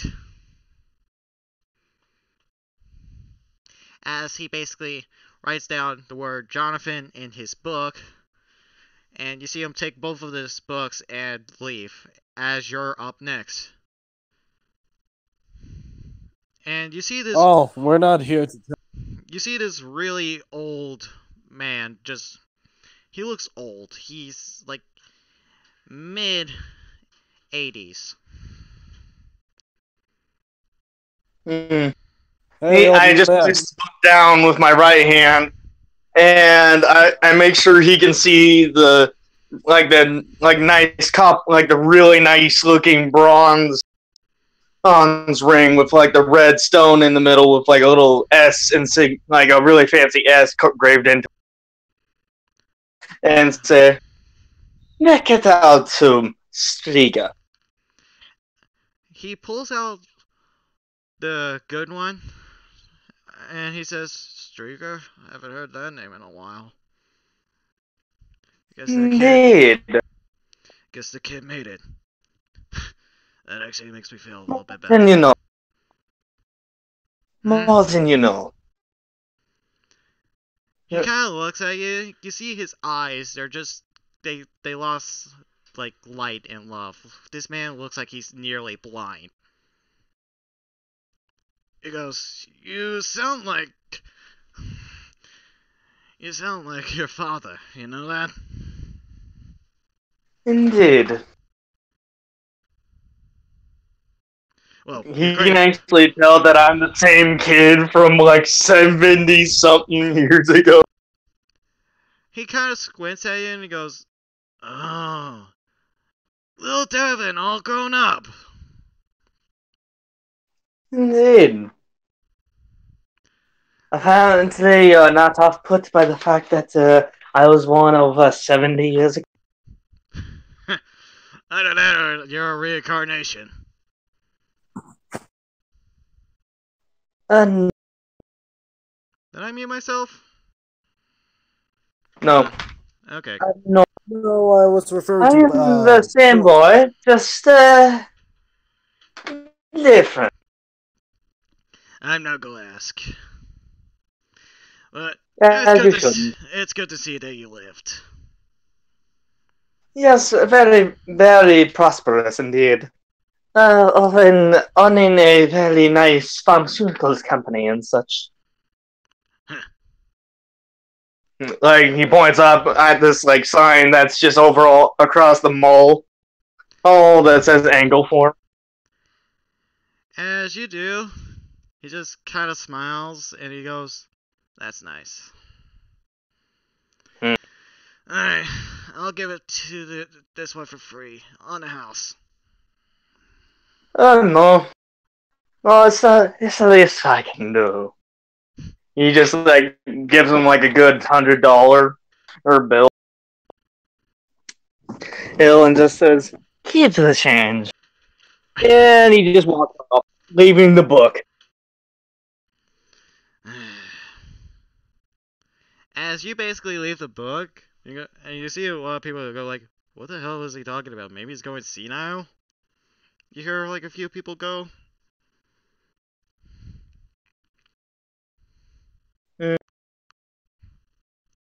Yeah, he just leaves the bookshop. Alright. And yeah, he just goes off. He just goes off to this little cafe. As you go to the cafe, are the rest of you following him or no? No. I asked the old man hey, we're looking for a woman. She got brown hair. She's half fair skin, blue eyes. I've seen a woman like that. He points to his eyes and he goes, I can't see that well nowadays. But you've seen. I know you cannot see that well, but surely you have seen some especially interesting. Other than Dervin Stigers being alive. Very well then. Thought for sure that kid was dead. Yes, I do not know about the Striger business. He's probably just as old as you, though. Yeah. Durbin's probably just as old as this guy, though. I'm saying that out of game. Yeah.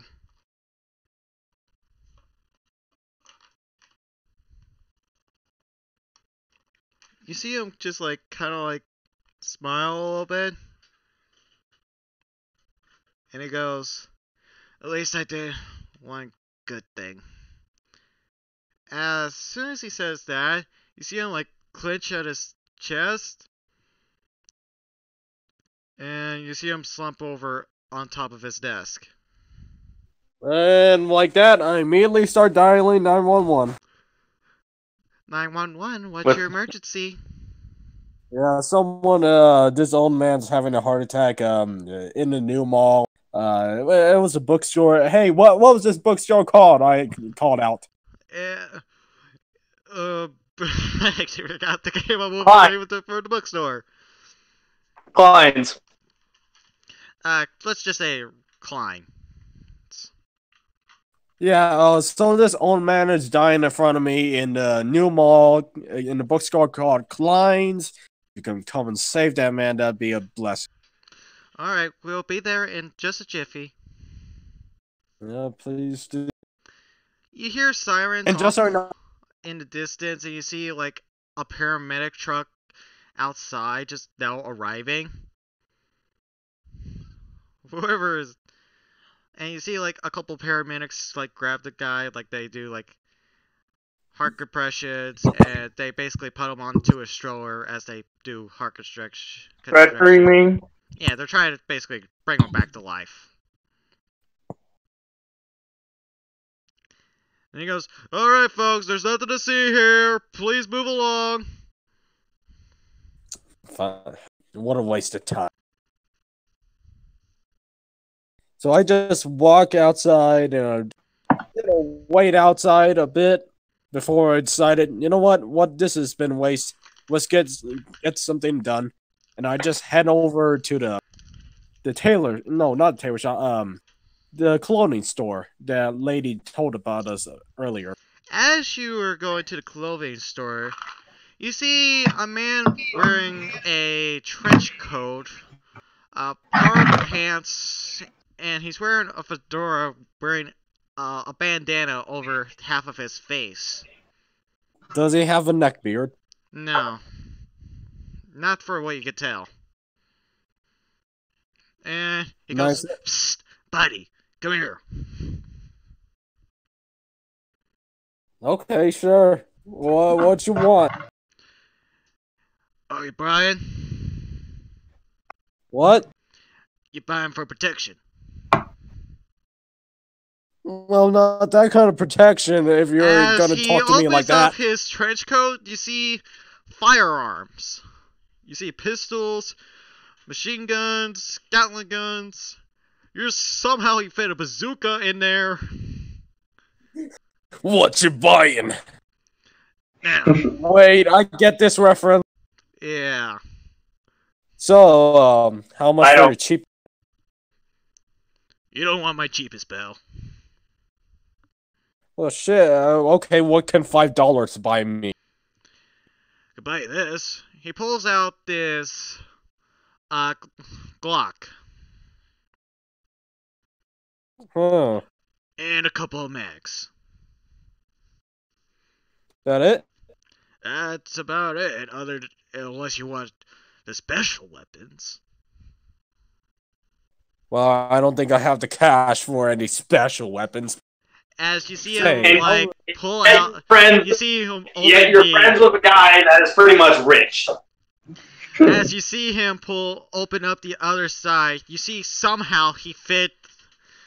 You see this like drawings of like tanks, like planes from basically any war. Hell, there's even a jet.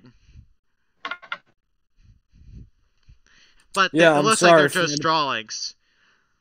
I'm sorry, friend, but I don't have the kind of cash to buy a fucking tank. So, how about that Glock and a couple of bullets? Alright. And I just, I hold. Wait, may I hold the Glock a bit? Go for it. So I pretty much inspect the Glock, just like see how it works, if it's. It feels very comfortable in the grip. As you look to see if there's any markings on it, you see the typical code that's to label guns and whatnot is not on there, so it's definitely an illegal purchase. That won't be a problem. Don't buy it. I see we've come across a agreement. How much? $5? $5 for that and a couple of mags fully loaded. All right. I agree to the purchase, and I give him the $5.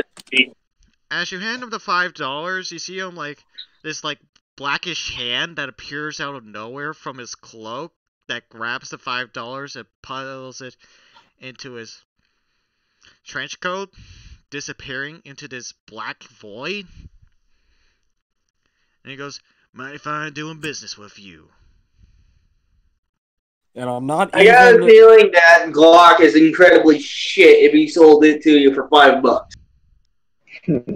I'm not even. Nobody ever sells you something cheap if there's nothing wrong with it. Well, okay. I try to Also, find Leo. As he says, before he asks you guys are allowed, also, go ahead, shoot me. Why? What for? Shoot me in the head. Go for it. Out in this public? No, dang. Right. I know what you're trying to do. Shoot me later. I'll shoot you later. It's agreed. I give him a little salute. Yeah, and yeah. Is Durbin nearby at all? Like, is the cafes at like anywhere Yeah, close you see to? this transpiring. I go up to the guy. Hello, my good sir. Hello, good sir. What you buying? Oh, depends. What does he want? He pulls what the dog? He just pulls Doug over and just yeah. What?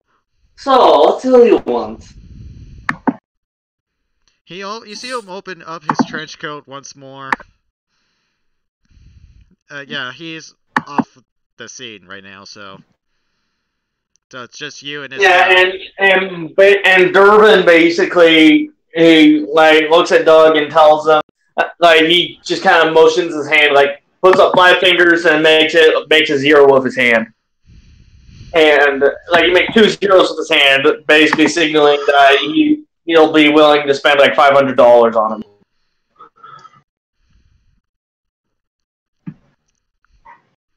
You willing to spend $500 for your friend? Yeah, we have to be. It'd be nice. You see him open both sides of his vest, and you see all these weapons, and you see tanks, you see armaments that would be nearly impossible to have in this trench coat that he has.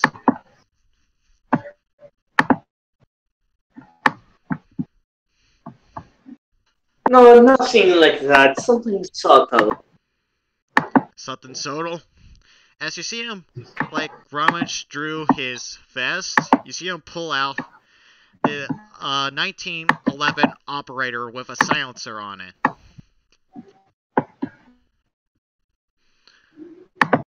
More like this.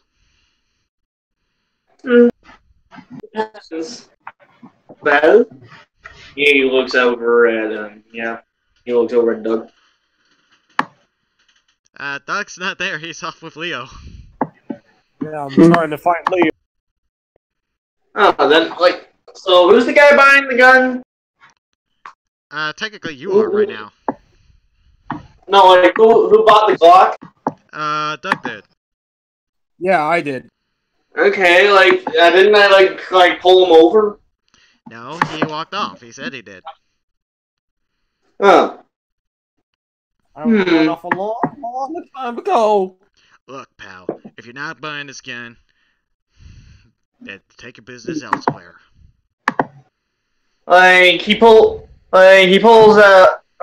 He asks how much, and he also asks if he's got any kind of two-handed weapon, and it's like a carbine or an assault rifle kind of thing, with also a silencer. The pistol alone with the silencer is about $15, max included. I'm pretty sure Honey Badgers have an integrated one. And yeah. You see him pull out basically a honey badger. Not Jesus. the actual honey badger, but the gun, honey badger. Yeah. Pulls out a rabid animal. with a fucking muzzle. No, there is no muzzle. He just pulls it by the tail and just lets it go. Yeah. And one of them suitcase snipers. And he pulls out a suitcase sniper rifle. Alright, so... Yeah, one of those sniper rifles that you can take apart with ease, and yeah.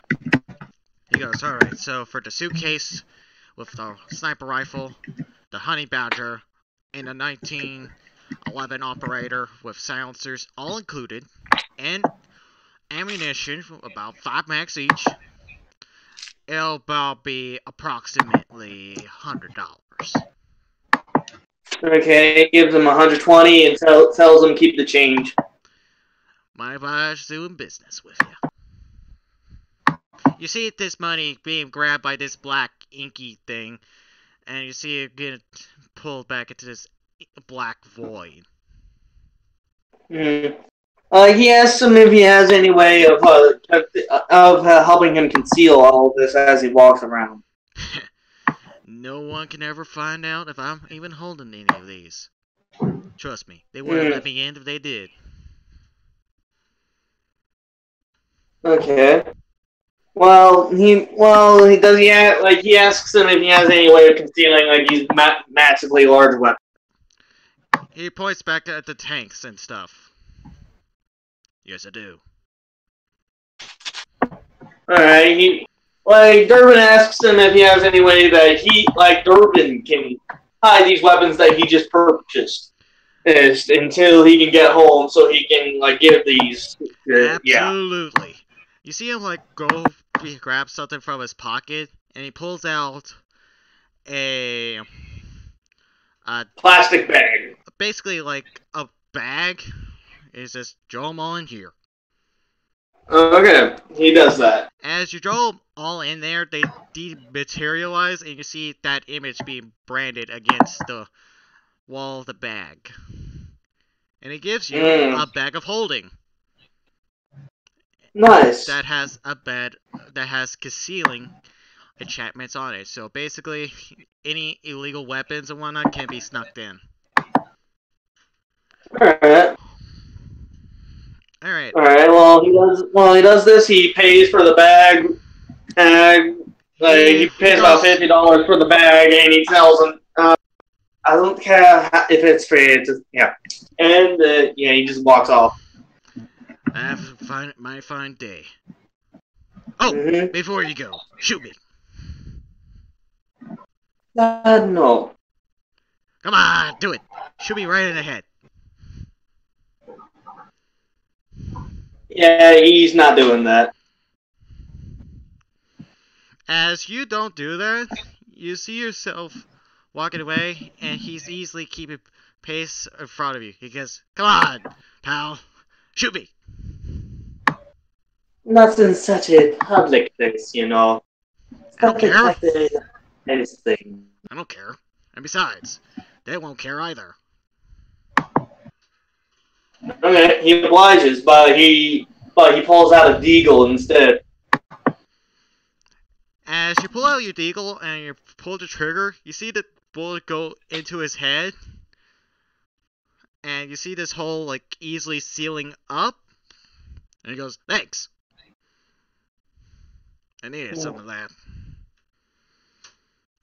I see. Pops off another one, and then walks off. As you pop off another one, you see the wounds healed up again. And whatnot.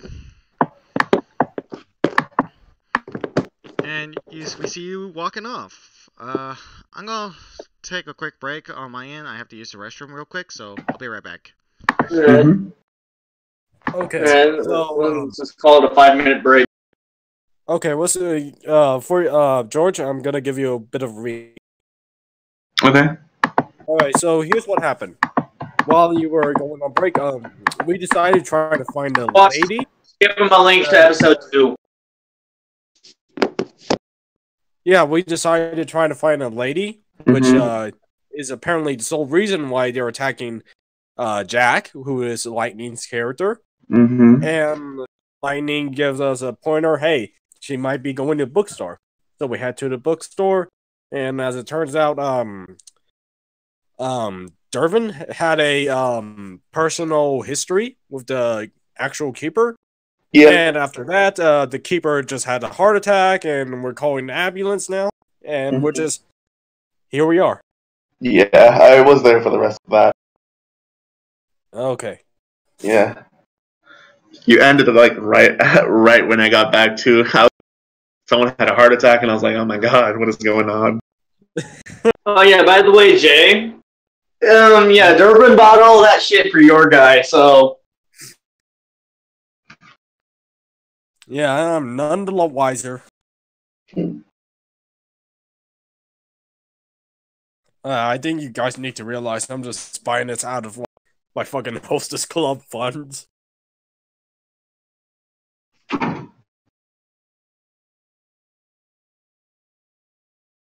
I'm still very confused as how The reason why I went for such an odd array of weapons, like, is because, like, when I think your character, I think Deadshot, and I think a guy that's pretty proficient with a variety of weapons, and that's just kind of my reasoning there. Okay. As you were saying, George? Nah, it was just crap. What was I saying? Yeah. Howdy, I'm back. Well, I hope It's very nice to have a rich businessman on your side, huh? Well, that's because you own a pharmacy. I'm just here working at a fucking Hostess Club. George is working at one too. Leo, I mean. Yeah. I was about to say, who are you talking about? There's no George. Like, my guy is literally supplying all of your guys' needs. Well, here's the You thing. know what, man? He'll buy. I never asked you to supply me. I'm my own independent man. Do you accept the weapons that he has bought?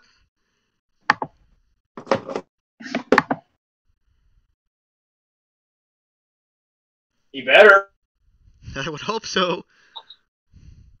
$170 on him. I'm making an investment. With ye? Alright. So, as you guys are basically now walking to the clothing stores, you see the lady once more.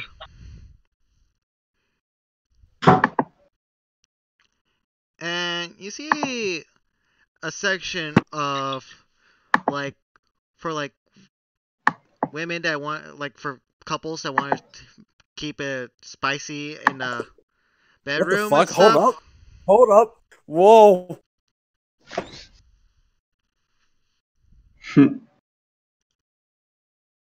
Immediately, I noticed this. And I told the cashier lady, I to recognize her from the beginning. Yeah, you do.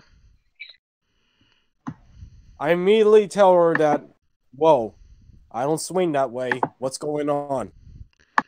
There's also other clothes here for like women and men.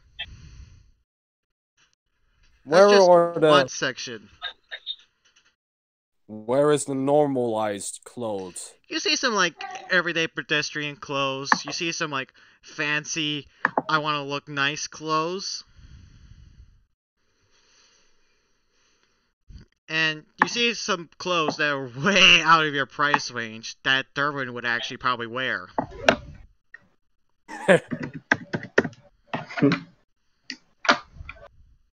And it's kind of the same way for the women's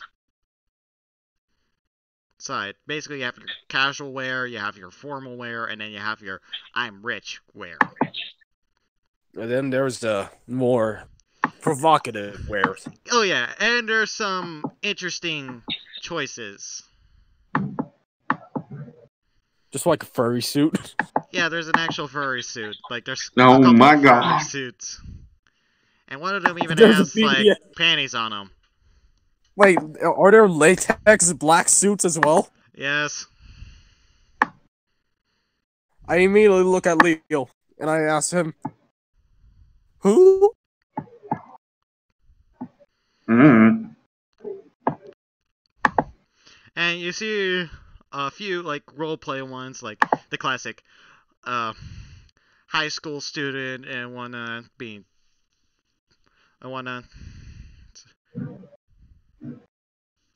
I am incredibly embarrassed at coming here.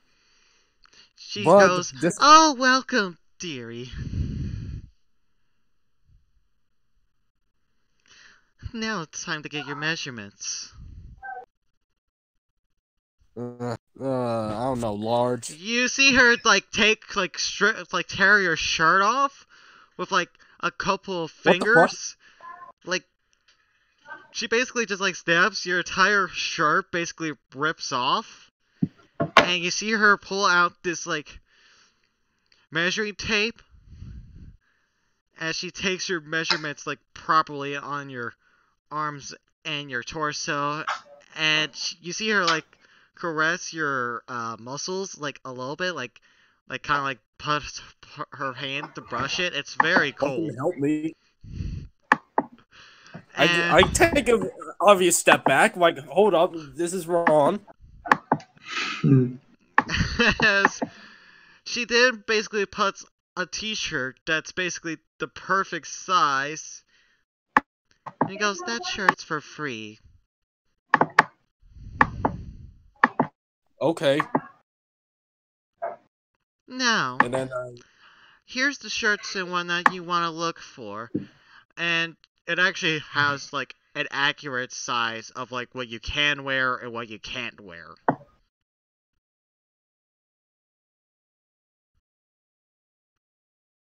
I observe the measurements and I take note of it. Alright, that's what you do. Leo, you're just standing there dumbfounded by all this. Yes, I am.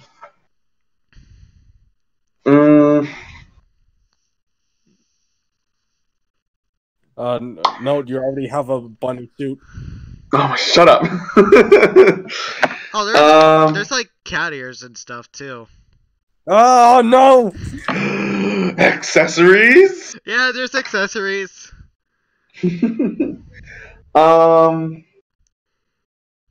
Crap, I don't know what to do. Oh, I might have an idea of what I can do.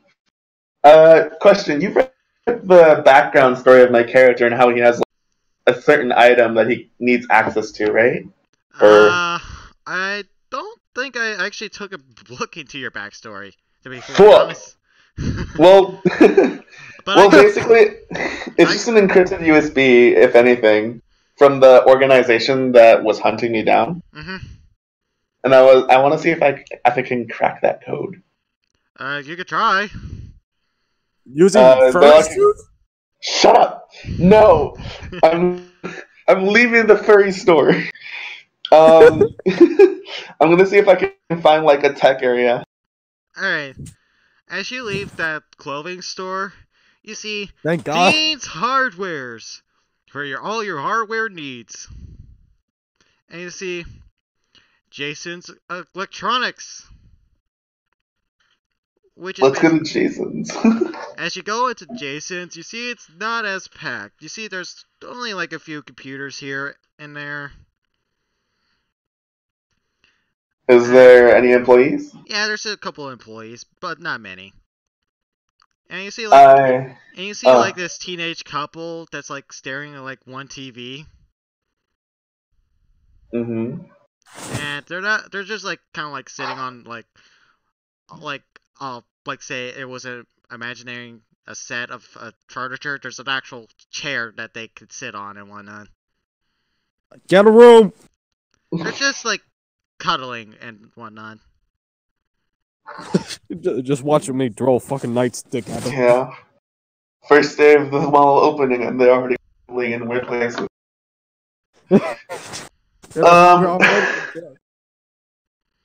I see if I can talk to an employee. You see one employee that's like not super busy. He's just like he's like nodding on and off. And he's the tech guru. Hello?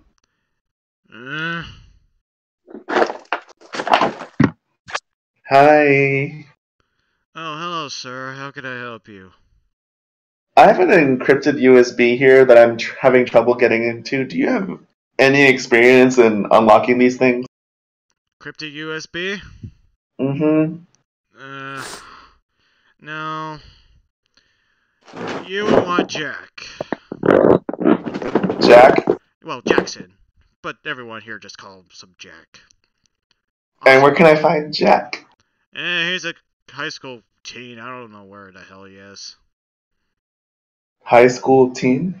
Yeah. He's really good with computers and stuff. I'll see if I can find him. Well, just check any store that kid would poke around. He likes his games, so you might find him in the game shop. Thanks. No, I'll head to the game shop. if not there, Hot Topic. Or the I'm still stuck. anime I'm chest. still stuck at the store. Anime chest? Yeah, the anime chest. Ever heard of it? I've heard of it, yeah. Basically, it's a store where you can buy stuff from anime and stuff. Mm-hmm. Has cute cheapies, though. Good taste. Smut store. Oh my god. Smart Store 2.0. Let's head to the game store first, see if I can find him. Alright, as you head over to basically the game store, you see that there's quite a few gamers as they're like kind of. You see like a few of them like waiting in line. They're like saying, I want to pre-order this, and you see some of them like holding on to like game copies that are like out and whatnot. Mm-hmm. And you see one kid that's like just like messing around on a game. And he's a male, but he's an adult. You see one teen in here, but it's a chick. I just say aloud, I'm looking for Jack. You see the teenage girl look towards you, and she actually approaches you. Yes? Never took into account that Jackson may be a last name. Mm-hmm.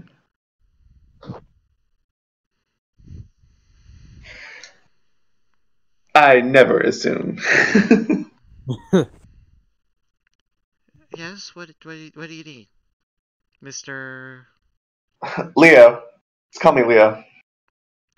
Are you trying to, you know... I know. She looks at you like awkwardly. She's like one of those teen girls that's like wearing glasses and whatnot. Oh my god. What are you implying? You know, she forms one finger and she forms another finger as a whole as she does the thing. No, aren't you a minor or something? That's not what I'm here for. Right. That's what they all say, especially the guys that I know of. Yeesh, you know some shitty guys then. Sadly, yeah. I don't date any of them. No. What I'm here for is I was wondering if you could me out with this, and I show her the USB. It's a kind of standard encrypted, USB. and I've been trying for a while, and I can't get into it. Huh. Yeah, I can get into this for you. You have Perfect. A you have a laptop? Not on me. I can't crack this at home. They'll probably figure out where I am. Could do it in here, but not exactly the best place. To be honest, I don't know what's really on it. Are you in illegal trade, Mr. Leo? As in work? Not anymore. She just gives you the... Oh. And you see her just kind of press against you with her finger against your chest.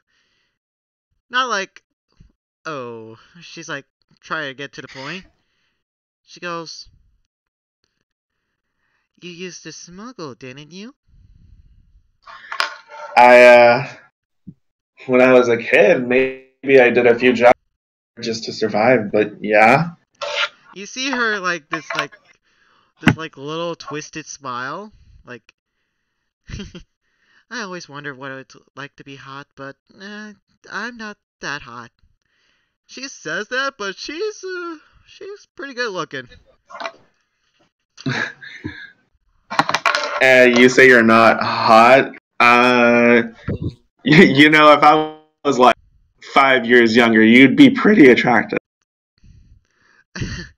I'm not. I'm not the dating type. You see her just kind of like blush a little bit? Just a little bit.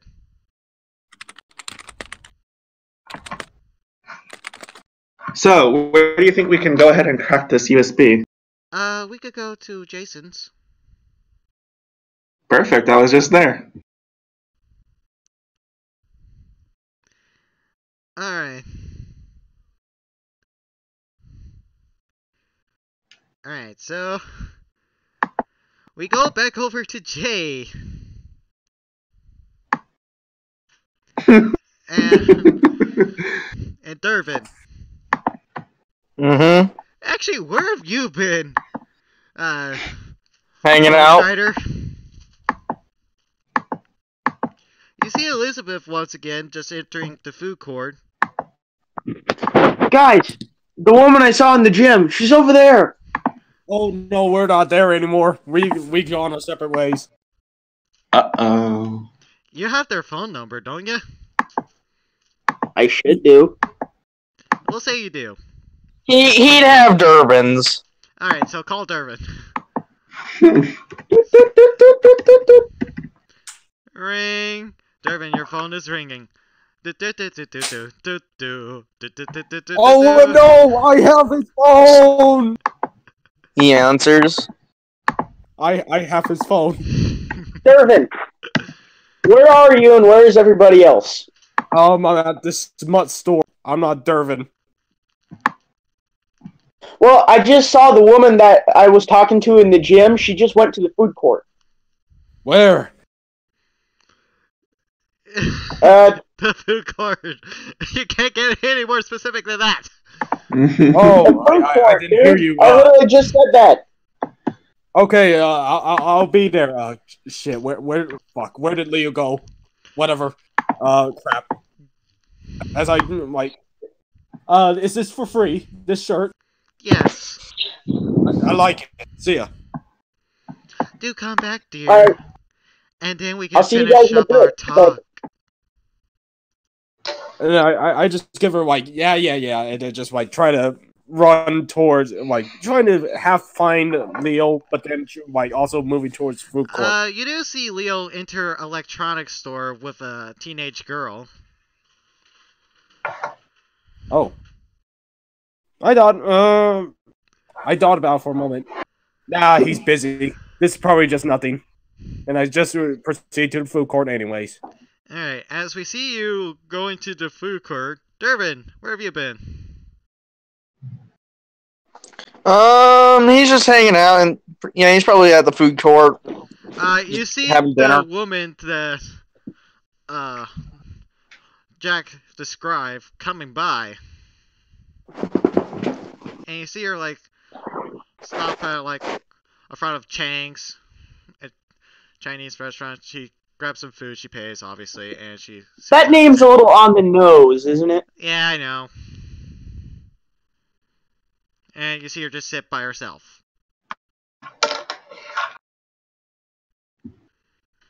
I just kind of sit where I am and kind of observe quietly.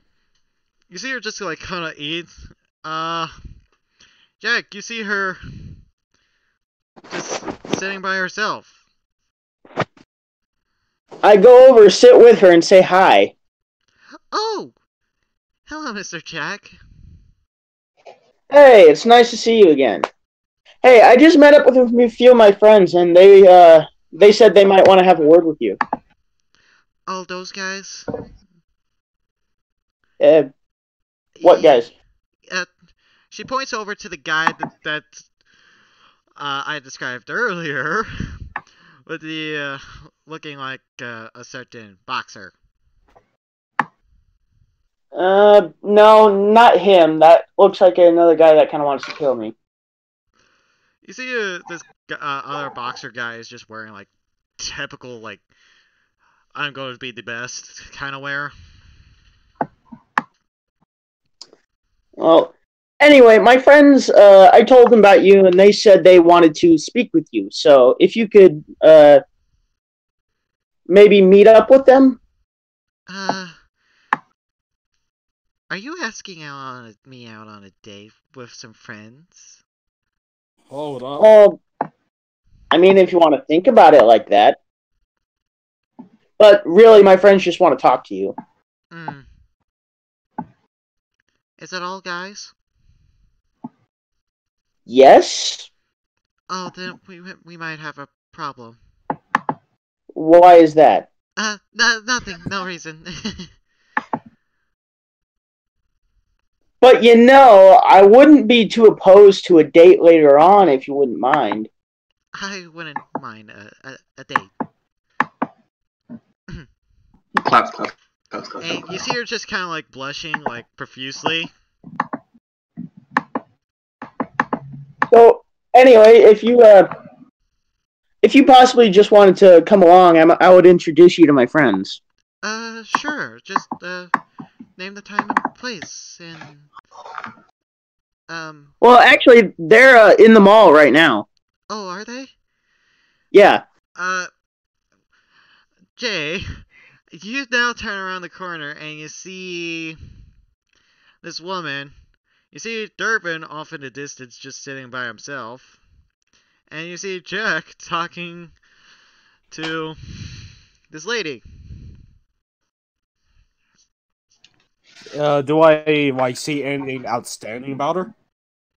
Not really.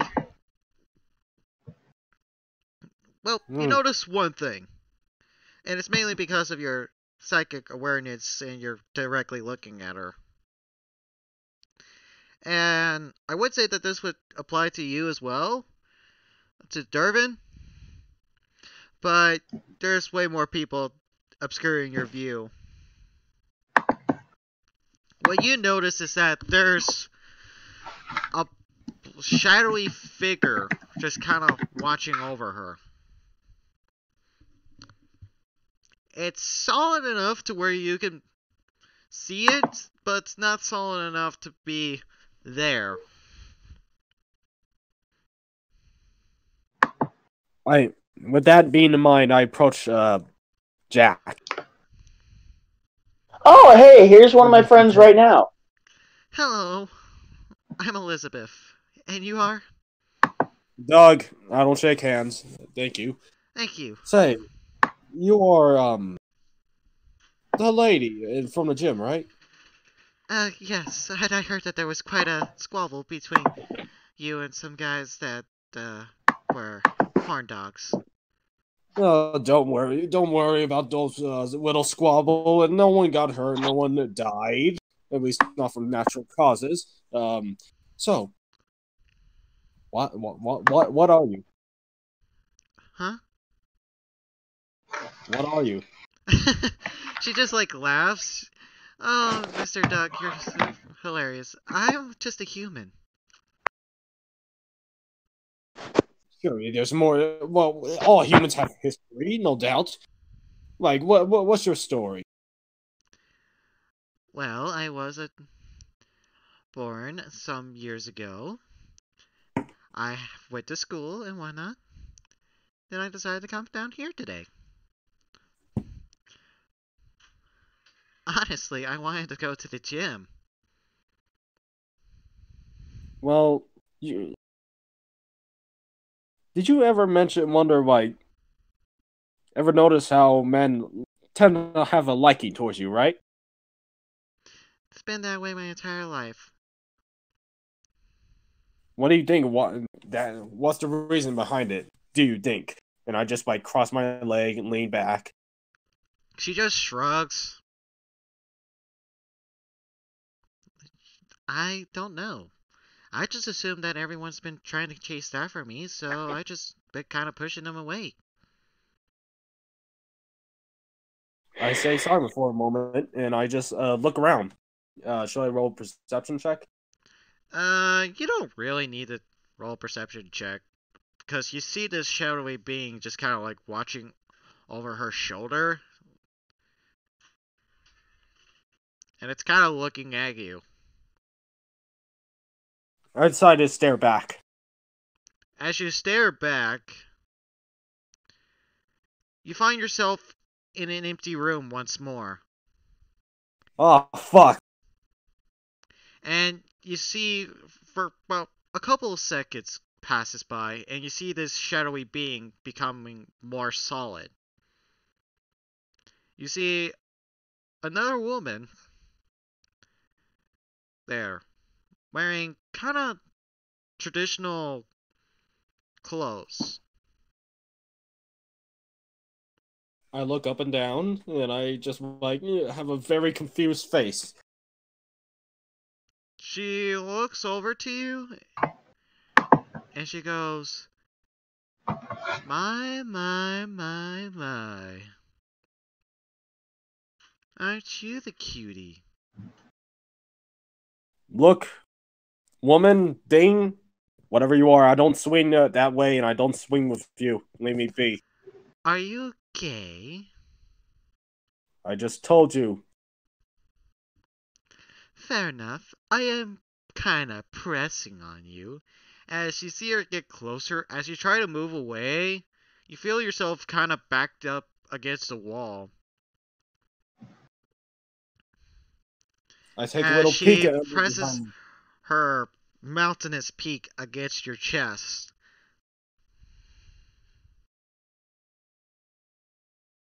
I try to stiddle my way left. She places her hand that direction. She goes, I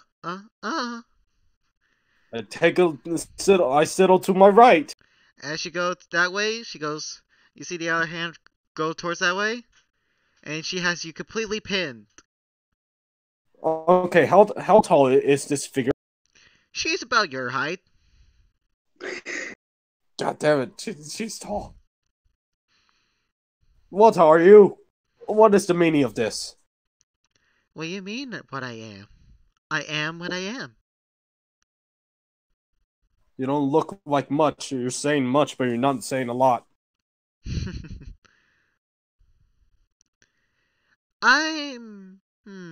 How do you say? I'm her protector, if you will. You're doing a very bad job of protecting her, considering you get all the men's Oh, attention. no, no, no. I'm doing her a favor if you are not so negative. How am I negative? I am merely curious. You see, I expose their true feelings. At first, they don't notice. And then, they either A, they fall madly, or B, she falls madly. If they fall madly before she does, I tell her. Then she knows when to fight back. So what? You just make people truthful with their feelings? Is that it? Basically, that's what I am, my dear. Then what am I to you? A threat. Threat. Look, Dane. I mean, woman, lady, whatever you are, I don't plan to kill her if that's what you're thinking. Oh, no, no, no. I don't mean threat that way.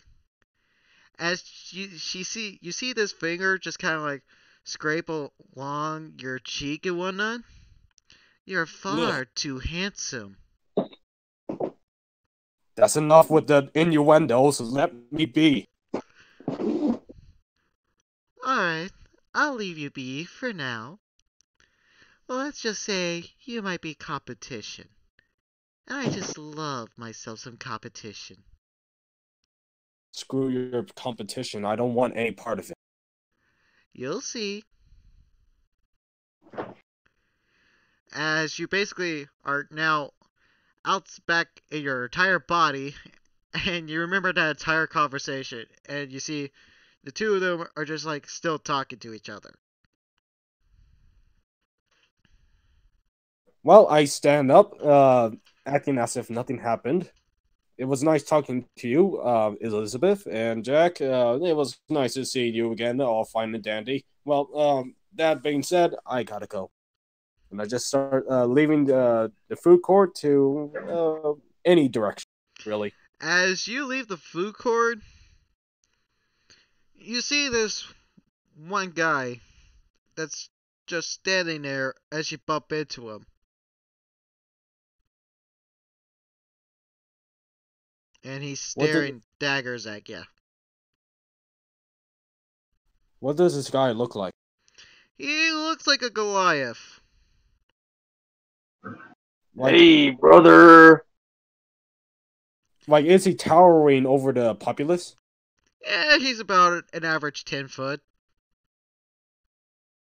Quote unquote average. No one is noticing this, right? Yeah, everyone's noticing it, but they're like, it's just a Goliath. I try to ignore it and continue walking in direction, except a little faster. You do notice that he is wearing what looks to be a veteran's clothes and whatnot. Looks like he's seen some shit. The veteran's clothes, 10 foot tall. I still have no clue what he is. He goes, I don't like. Are you a soldier in arms? I mean, brother in arms. No. You look like the soldier type. Well, I'm not one for killing. Not all soldiers like killing. I don't like it either. I was a field medic. Nice story. Get to your point. My point is, there's this old guy. Seen some shit. He's a old cop. Talk to him. Oh, you mean the sheriff? Yeah, him. If About him. If you have any troubles, just go to him. He and I have served many years together. That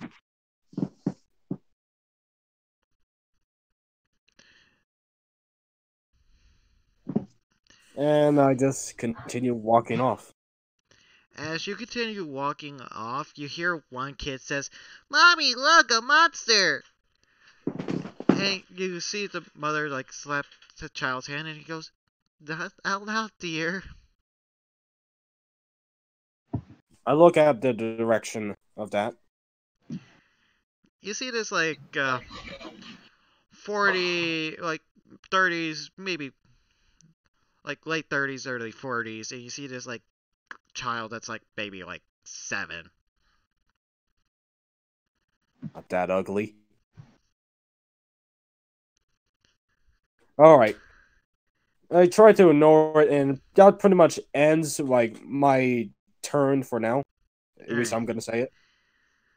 As you go to turn into basically a different direction, you and Jack and Elizabeth are basically hitting it off. Dervin, do you do anything interesting? No, I just continue to observe. Just seems like that they're just kind of chatting away and whatnot. And we're going back. And we go back to Leo, and we find her almost basically done with the hacking of the flash drive. Sorry about them monologue. You're really good at this, Jack. Where'd you learn how to code like this? Oh, places. And you said I was suspicious. And she just smiles away and cracked it.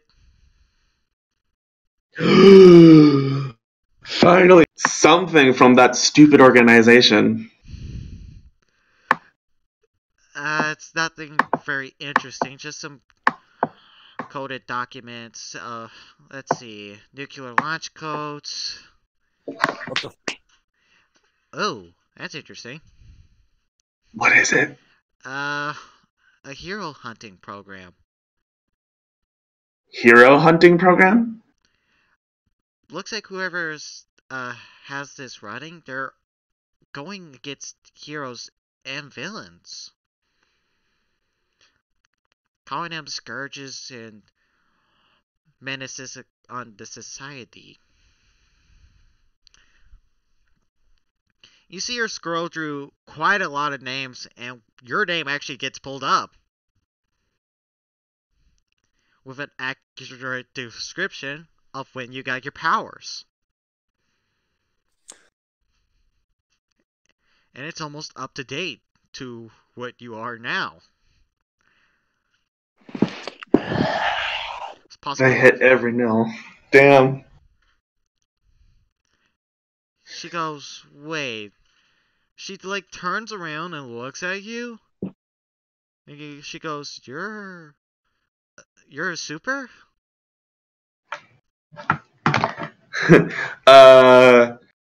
Leo just puts his finger at his lips, making the shushing movement. Guilty.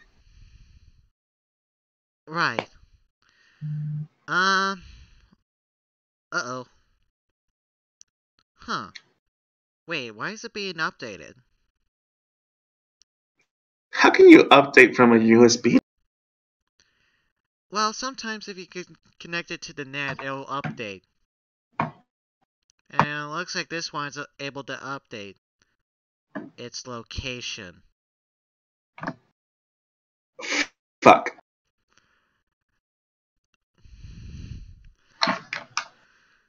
Jack, I think I better go and take the USB with me. Wait! You see her, like, basically typing away, and you see her, like, basically stopping the signal of the transmission and having it drolled off everywhere else, basically. God. Thank you so much. You have no idea how much. You should be able to access this whenever, so. Sorry about that. My phone died. Alright.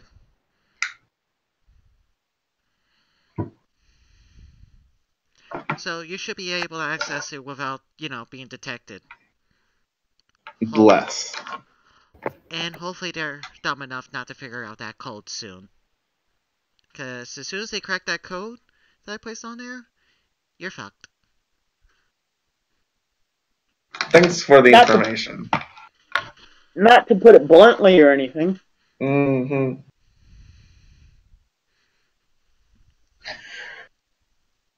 I get all the information I can out of it.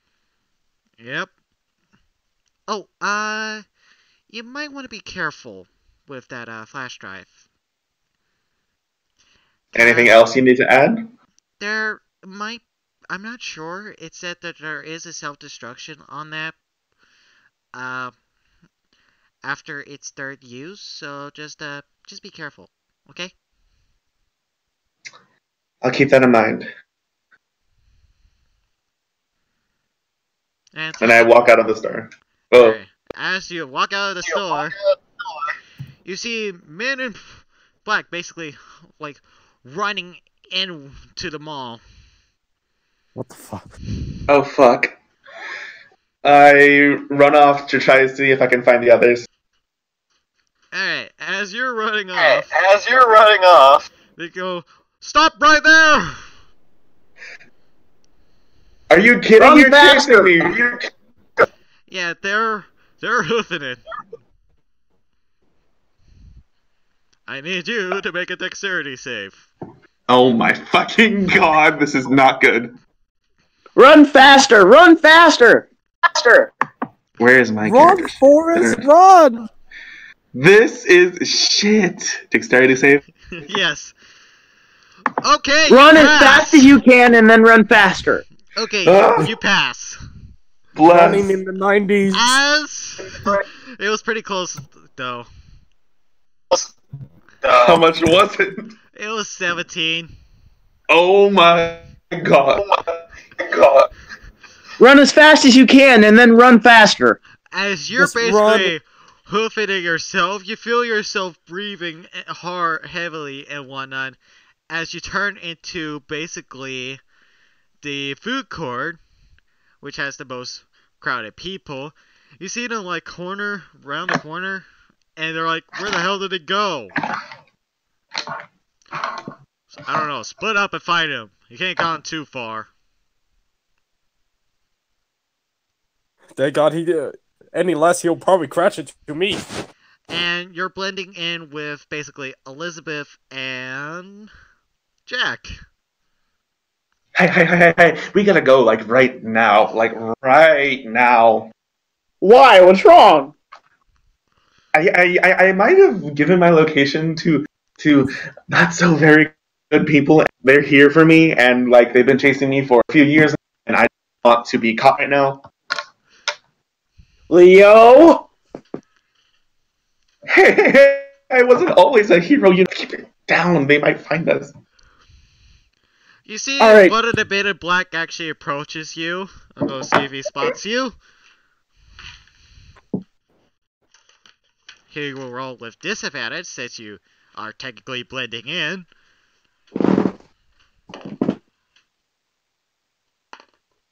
And thank God I did, because I rolled a high number and then a low number. So he rolled a 6. Okay. So he doesn't spot you.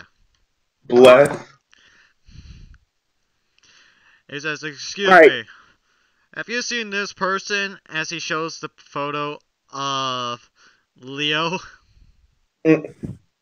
No, I haven't, but I'll keep my eye out for him. Alright. There's a $30,000 reward for his capture. Why so much? I mean, he can't be that important. No, but he has a flash drive of ours that we can't let in enemy hands. Well, this flash drive can't be that important either. I mean, why 30,000? Trust me, there is value in that flash drive. He says that as Alright. he walks away. Alright, I know a way we can get out of here. Elizabeth, if you might want to stay here. Or, I don't know. Okay, I know a way we can get out of here.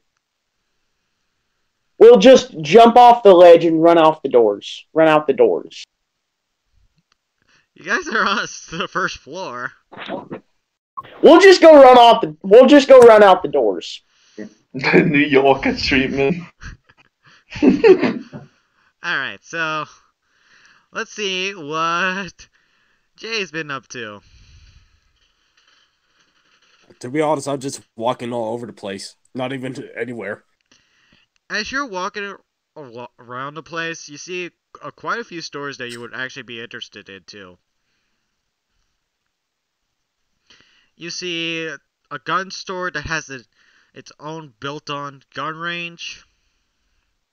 You see quite a few stores. There's actually a store for like kids. Oh, funny, because I don't have any money. I only have pennies. And you see it actually says, sign up for our free membership. Nah, I'm not taking it. You see it says, babysitting, absolutely free. Daycare services, absolutely free. And a year's worth of clothes, absolutely 1% free. Oh, what the fuck? Okay. I start thinking. So and I whip out my phone. Do you go in to that store? Actually, I thought about my children, and I thought, what the heck? How are they doing? Hasn't the FBI taken care of them? Yeah, the FBI is taking care of them. And in fact, you see Agent what's her name? That's her name. What was her name I gave her? Agent Rhea? Rhea? That sounds Riot. Riot? I think it was Riot. Wait. There's too many R's. Let's see, there's the elf Raiha that is there, so it's Rhea. You see Agent Rhea at the children's store.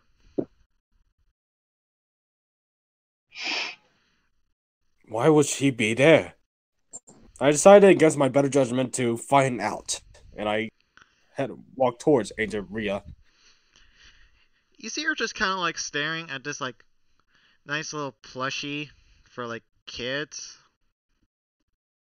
And you see like this small smile form on her face. She doesn't even know that you're there. Well, I tell you this much, I don't have the money to pay for that. I say that right next to her. She immediately jumps, she turns around, she goes, "Oh, it's just you, Mr. Jason." Yeah, this mall is very popular with the populace, isn't it?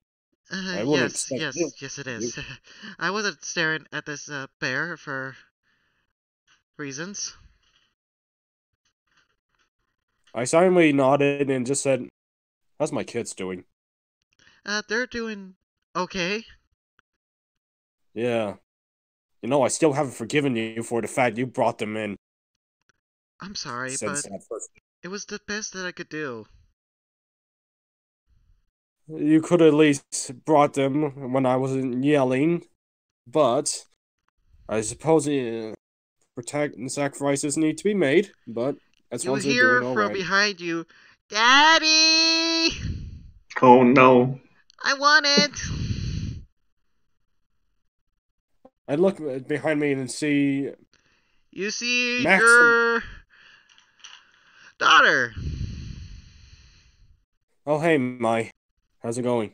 Hey! And I crouched. You also see Mason here, too. He comes running up to you and he gives you like a nice he almost gives you a tackle hug. Yeah, he's really silent. Hey Mason. Hey Mai, how's it going? You doing good? She's a very nice lady. Yeah, could she be our mom?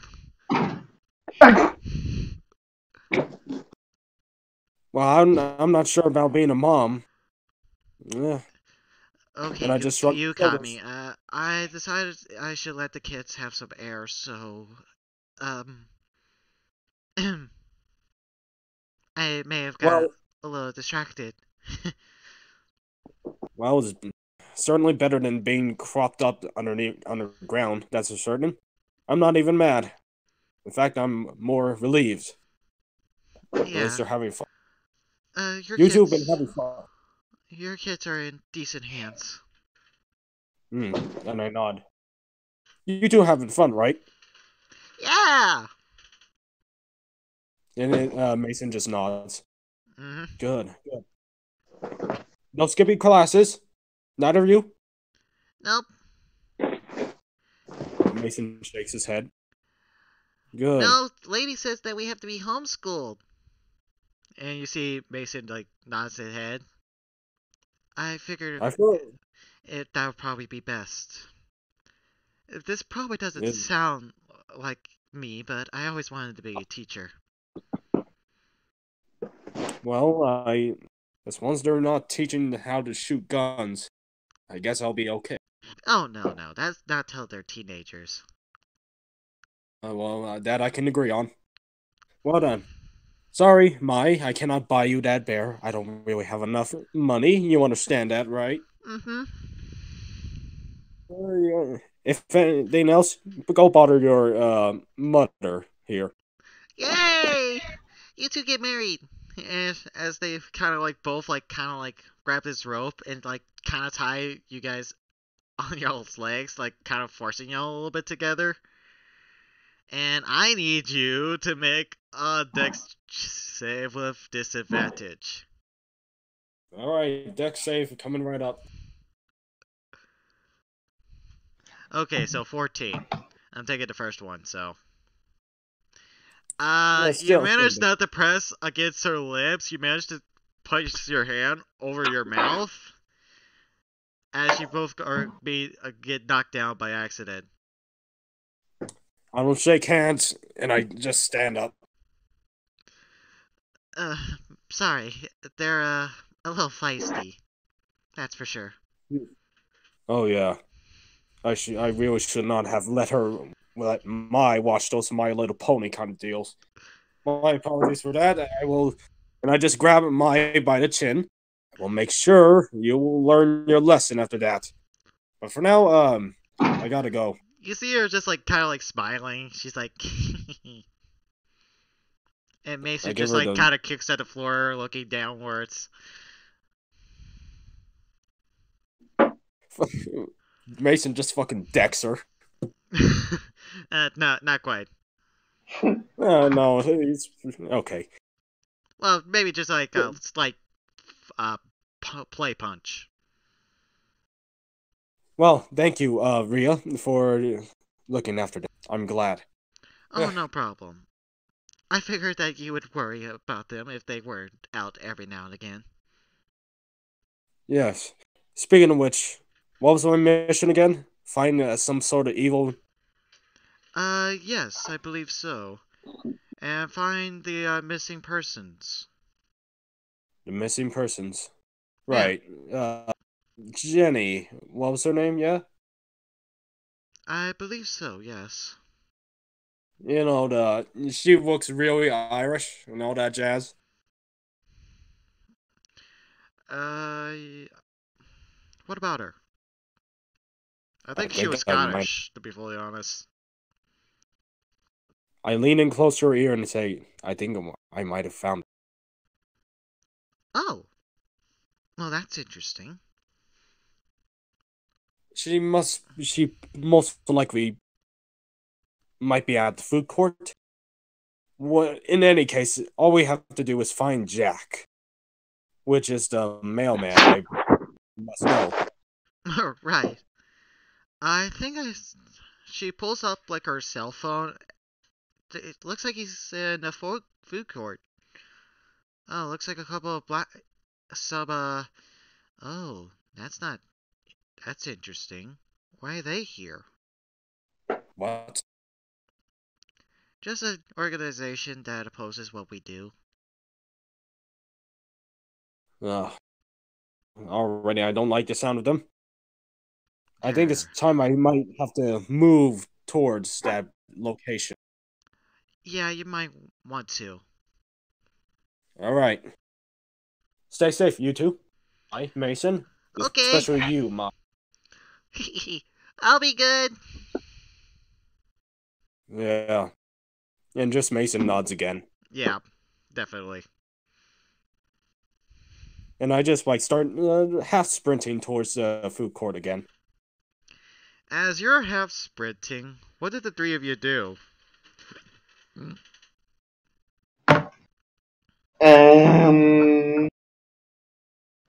Well, first off, is the smut store still around? I wouldn't mind guys right now. Oh yeah, it's still around. Don't do me like that. I'm gonna do it. Don't do it. I'm doing it. As you guys are being dragged into the smut store, basically, We're going in. Jay, you get a call on your phone. They're heading into a store. Oh, that's interesting. They have a very interesting line of products, that's for sure. God damn it. I answered the phone. New Leapfrog. Who this? It's me. Oh. Hey. Yes, I think that's probably the best idea out of all of them, despite my disposition towards it. I'm going there right now. Okay. Be careful. Yeah, I'll keep you updated. Alright, so as you guys are basically now in this smut store, and she goes, "Welcome again. Oh, I see you brought your friends with you this time." Mm-hmm. Do you have anything that would, be a good disguise? Honestly, anything will do. Preferably to cover my face. No! Ooh. Don't do it! You see her rummaging behind her desk, and you see her pull out this cute hat, this cute mask with a couple with a cat face on it. Tempting. Anything else? You see this entire full body suit that's just for incognito, and it has this giant purple dildo on it. God damn. And it has this red ball where the mouth is supposed to be. Mm-hmm. Yeah, I bet no one will ever notice you. Anything more inconspicuous? So far, the cat's really at me. She pulls out some makeup. That's it. You want me to do your face real good? Time to go drag queen mode. Okay. I mean, you're already halfway there.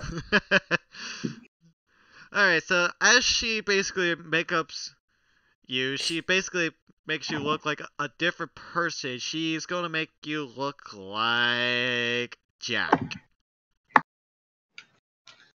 Oh, no. As far as looks and whatnot, between Jay and Jason and Dervin, you guys can't tell the difference between the two. She's that good. How do I look?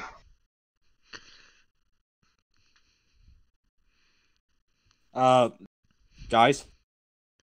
Yeah? Is anyone there? No, I'm referring to Will and Lightning. Guys? Yeah. Yes? I was just saying, how do I look? Apparently, I'm pulling off woman really well. No, you're pulling off another dude very well. Wait, Jack as in who? Yeah, as in the mailman. Jack as in the guy right next to you, Jack. Oh, okay. You were hoping to be a woman. I mean, I thought you meant Jack like Jackson. I was okay. No. Well, we could pass it off and say that we're twins. And maybe they won't be suspicious? I mean, it's worth a shot. This will definitely give us more time in the mall, at least, if we need it. As you hear, the mall is now closing soon. We need to leave. Oh, thank God. And you see why the mall is closing soon. You see way more of these guys in black. And they're covering shit. every exit. Even the main exits and whatnot. And you see people, you see them like patting people down. They're like doing fake facial recognition and whatnot. And they're even asking for licenses and whatnot. Oh my God. Oh shit. Okay. How far am I to the smut store? You guys are like about 10 feet. You're like from the door from the smut store. And you guys are about approximately 40 feet from the... No, not 40 feet. Your guys are about approximately 100 feet from the door. Alright, so how long was it until I just bust open the door? You see that there's no one in this smut store other than her. Well, I just pulled the door open and I just said, "Oh, hey, lady, I'm looking for a couple guys, a group of pals." And I just started describing them, Leo, more specifically than the other rest. That's you guys, isn't it? Yes. Why are you trying to turn yourselves in? No. Oh, you're looking for a secret exit, aren't you? Yes, well, let's say we were looking for another exit. Yeah. Well, there is one. Where is it? Right underneath me. Look, buy me a drink. At least buy me dinner first. Is there any other exit? She steps off, and you see her like go underneath the desk, and you see this metal hatch open from the top of the thing, and she opens it up quietly. This just screams sex dungeon so badly. She says, "Go on in." Okay, well, this isn't ominous at all, but woohoo! So, do you guys go in down the hatch? I'm going down the hatch. I go right after. Oh! I'd rather a sex dungeon than those guys. As you guys go down, she closes it behind you. She locks it, and you hear some shifting from up top. Looks like she may have covered it up. As you see the entire hallway start light up. Okay, so gotta try and make our way from here. So it's still a sex dungeon. Well, you don't know if it's a sex dungeon. I don't know. It seems pretty high tech for one. As you guys are basically wandering down this hallway, you find a room that's very expansive, and you see quite a few people down here that are wearing some interesting clothes. Sex dungeon! Yep, it's a sex dungeon. Oh, you faggots! We're here to looking for an exit. Do you know a way out? You see if some of them are like drinking shots, some of them are not even listening to you because of the music that's being played in the background, which I don't have any. I'll just fix that later. I'll fix that before next week, so there will be music next week. Not a good idea. Okay. I'll just post it on Discord or something. Alright, so basically,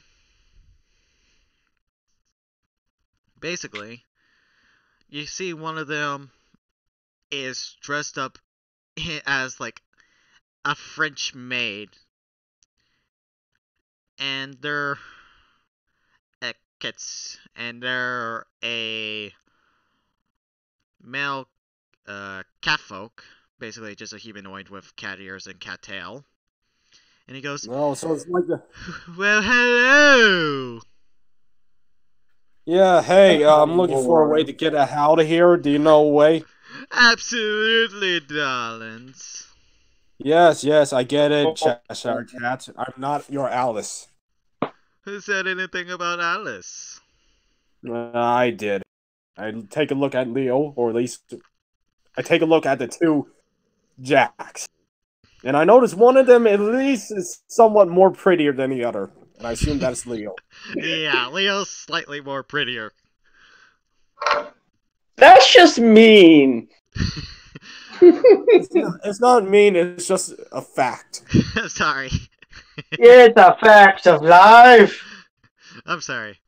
He goes, "What is your fetish? Then I'll tell you where the exit is. And all of you can't choose the same one. Only one? At least one. You could choose more than one. But How about no? Irvin says he doesn't do anything like that. oh, come on, my dear. Surely you enjoyed yourself when you was getting that massage." You got a He did massage? because it was a massage and nothing, and he was thinking nothing of the sexual thing. Side of that kind of thing. Oh, Thinking regardless. He wasn't thinking anything sexual about it. He just thought it was relaxing, and he liked that. Well, You like regardless of relaxation, what and your it's all thoughts, business. darling, I'll let you go. But next time if you come in here, you must give me your fetishes. He doesn't have any. How about no? Because Literally, he's not interested in doing any of that. Aren't you a cowgirl kind of guy? I'm a cat born. Meow. Okay, we're never coming back here. Bye. Could you pull a Cheshire on me already? Just disappear. You see him just point towards the right. You see the door that says exit. He says, "Go right that way, about 100 or so feet, and then you find yourself in the parking lot." So this is a no on answering the fetishes, right? So we're not answering fetishes, you're just giving us a way out? Yeah, I'm just giving you guys a way out. But next time you come down here, oh, look out. I guess we have nothing to worry about then. You see him like lick his lips, and he goes over to you, Dervin, and he goes, "You need to loosen up." You know, he pulls out the deagle and puts it in his mouth as he's finishing that sentence. He goes, "All right, darling." Somehow, I immediately grab Dervin's deagle and I just start giving him a chokehold and just pulling him out to the exit. "Oh, I know your fetish is. You're the dominant one." No! Yeah, keep dreaming, Cheshire. I'll one day, eventually, tell you my fetishes, and that day would be when I'm dead. I'll be counting the days. Avita say. Goodbye, creepy cat person. We will never be coming back here. Leo, you coming? As you guys are basically now leaving this sex Wait, dungeon. before everyone, and he blushes a little, costumes, and he runs away. You see some of the people that are dressed up in costume are just having a grand old time. There's even an orgy going on over there. Where the fuck is that coming from? No wonder why the floor is wet. Yeah. It is not very sanitary. I regret all my life decisions up until this point. As you guys now leave the sex dungeon and you find yourself in another hallway. Please don't let it lead to another sex dungeon. As you guys are walking along, you see an abandoned sex dungeon with a ladder in the middle. Even better. Oh God. I kind of want And to you read see the only Cheshire. one person down there, and he's asleep. They're asleep. Thank God. Let's just go before he wakes God up. damn it. Just when you need the Cheshire the most. I feel like Alice. You see Down. the person get up as you guys are walking within the room, and you see them slowly open up their eyes, and they No. look towards you, and they go, "Well, hello there." No. Wait, hold on. Describe the scene again. They basically open up their eyes, looking at you lustfully. No. What is this? The Monster Girls fan fiction? This is enough. And it is a 1T. A 1T? Yeah, 1T. Snake people. What are you Can doing you in put that my in? little dungeon? Oh. We're just trying to leave. Actually, that's why we're here in a dungeon, to leave. Ah, I tried to leave once. And then you see him pull up his hands, and you see these chains on his hands. Well, I've been kinda tied up, if you get my meaning. You want us to free you? If you don't mind. Alright, stand back, everyone. Let's see about this lock. Tell me this much. What do you know of this place? How long has it been here? About 20 years, darling. 20 I years. really need to stop talking to that cat. Oh, you know that Cheshire. Yeah, he calls himself the Cheshire, but he's definitely not. Well, I definitely call him Cheshire. Acting way too much. Well, at least I will be free of the burdens of this place.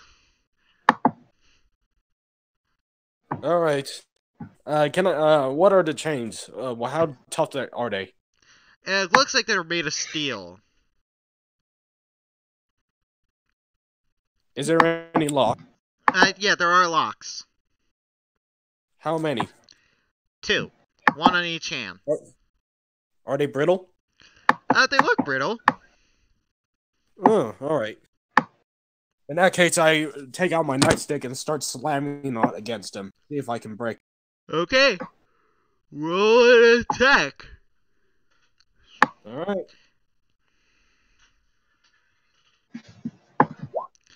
Oh! Natural frickin' 1! How do you mess that up? Oof. You know what? I'll be nice and say that you have advantage. Oh, So- God. Because technically he's letting you hit the things.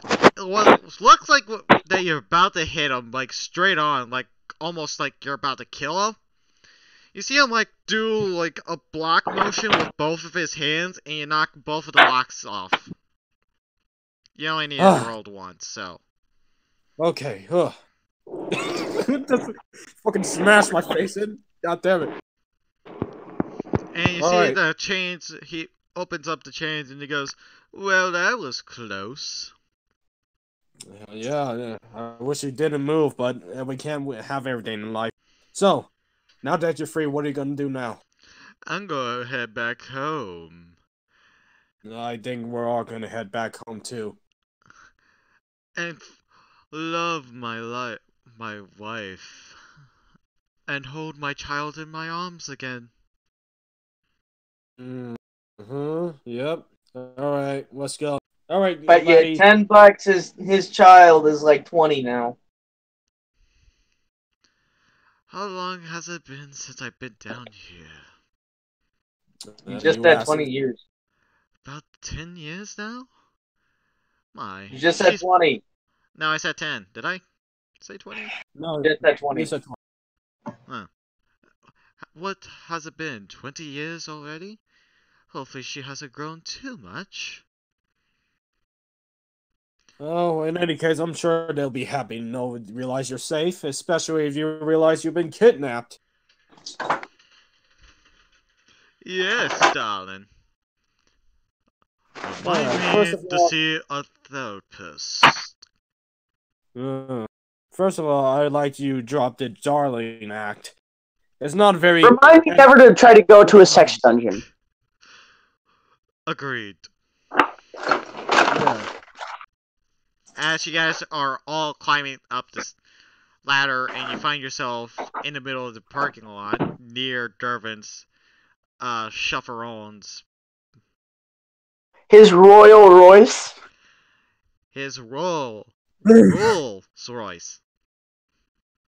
And there's my shitty minivan. I mean, mini shitty van. Yep. But you said earlier it was a Royal Royce. I'm fixing that.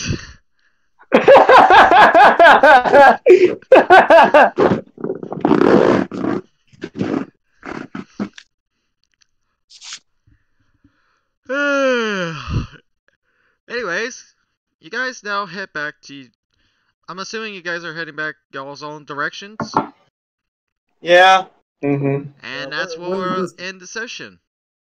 Okay, and Silver, I would like to talk to you after everyone else leaves. Alright, so... we could talk now. Wait, talk to me. Yeah, but it's a private thing. Alright. I would prefer if we did this in private. Alright. Alright, I'll end the stream and whatnot here, so...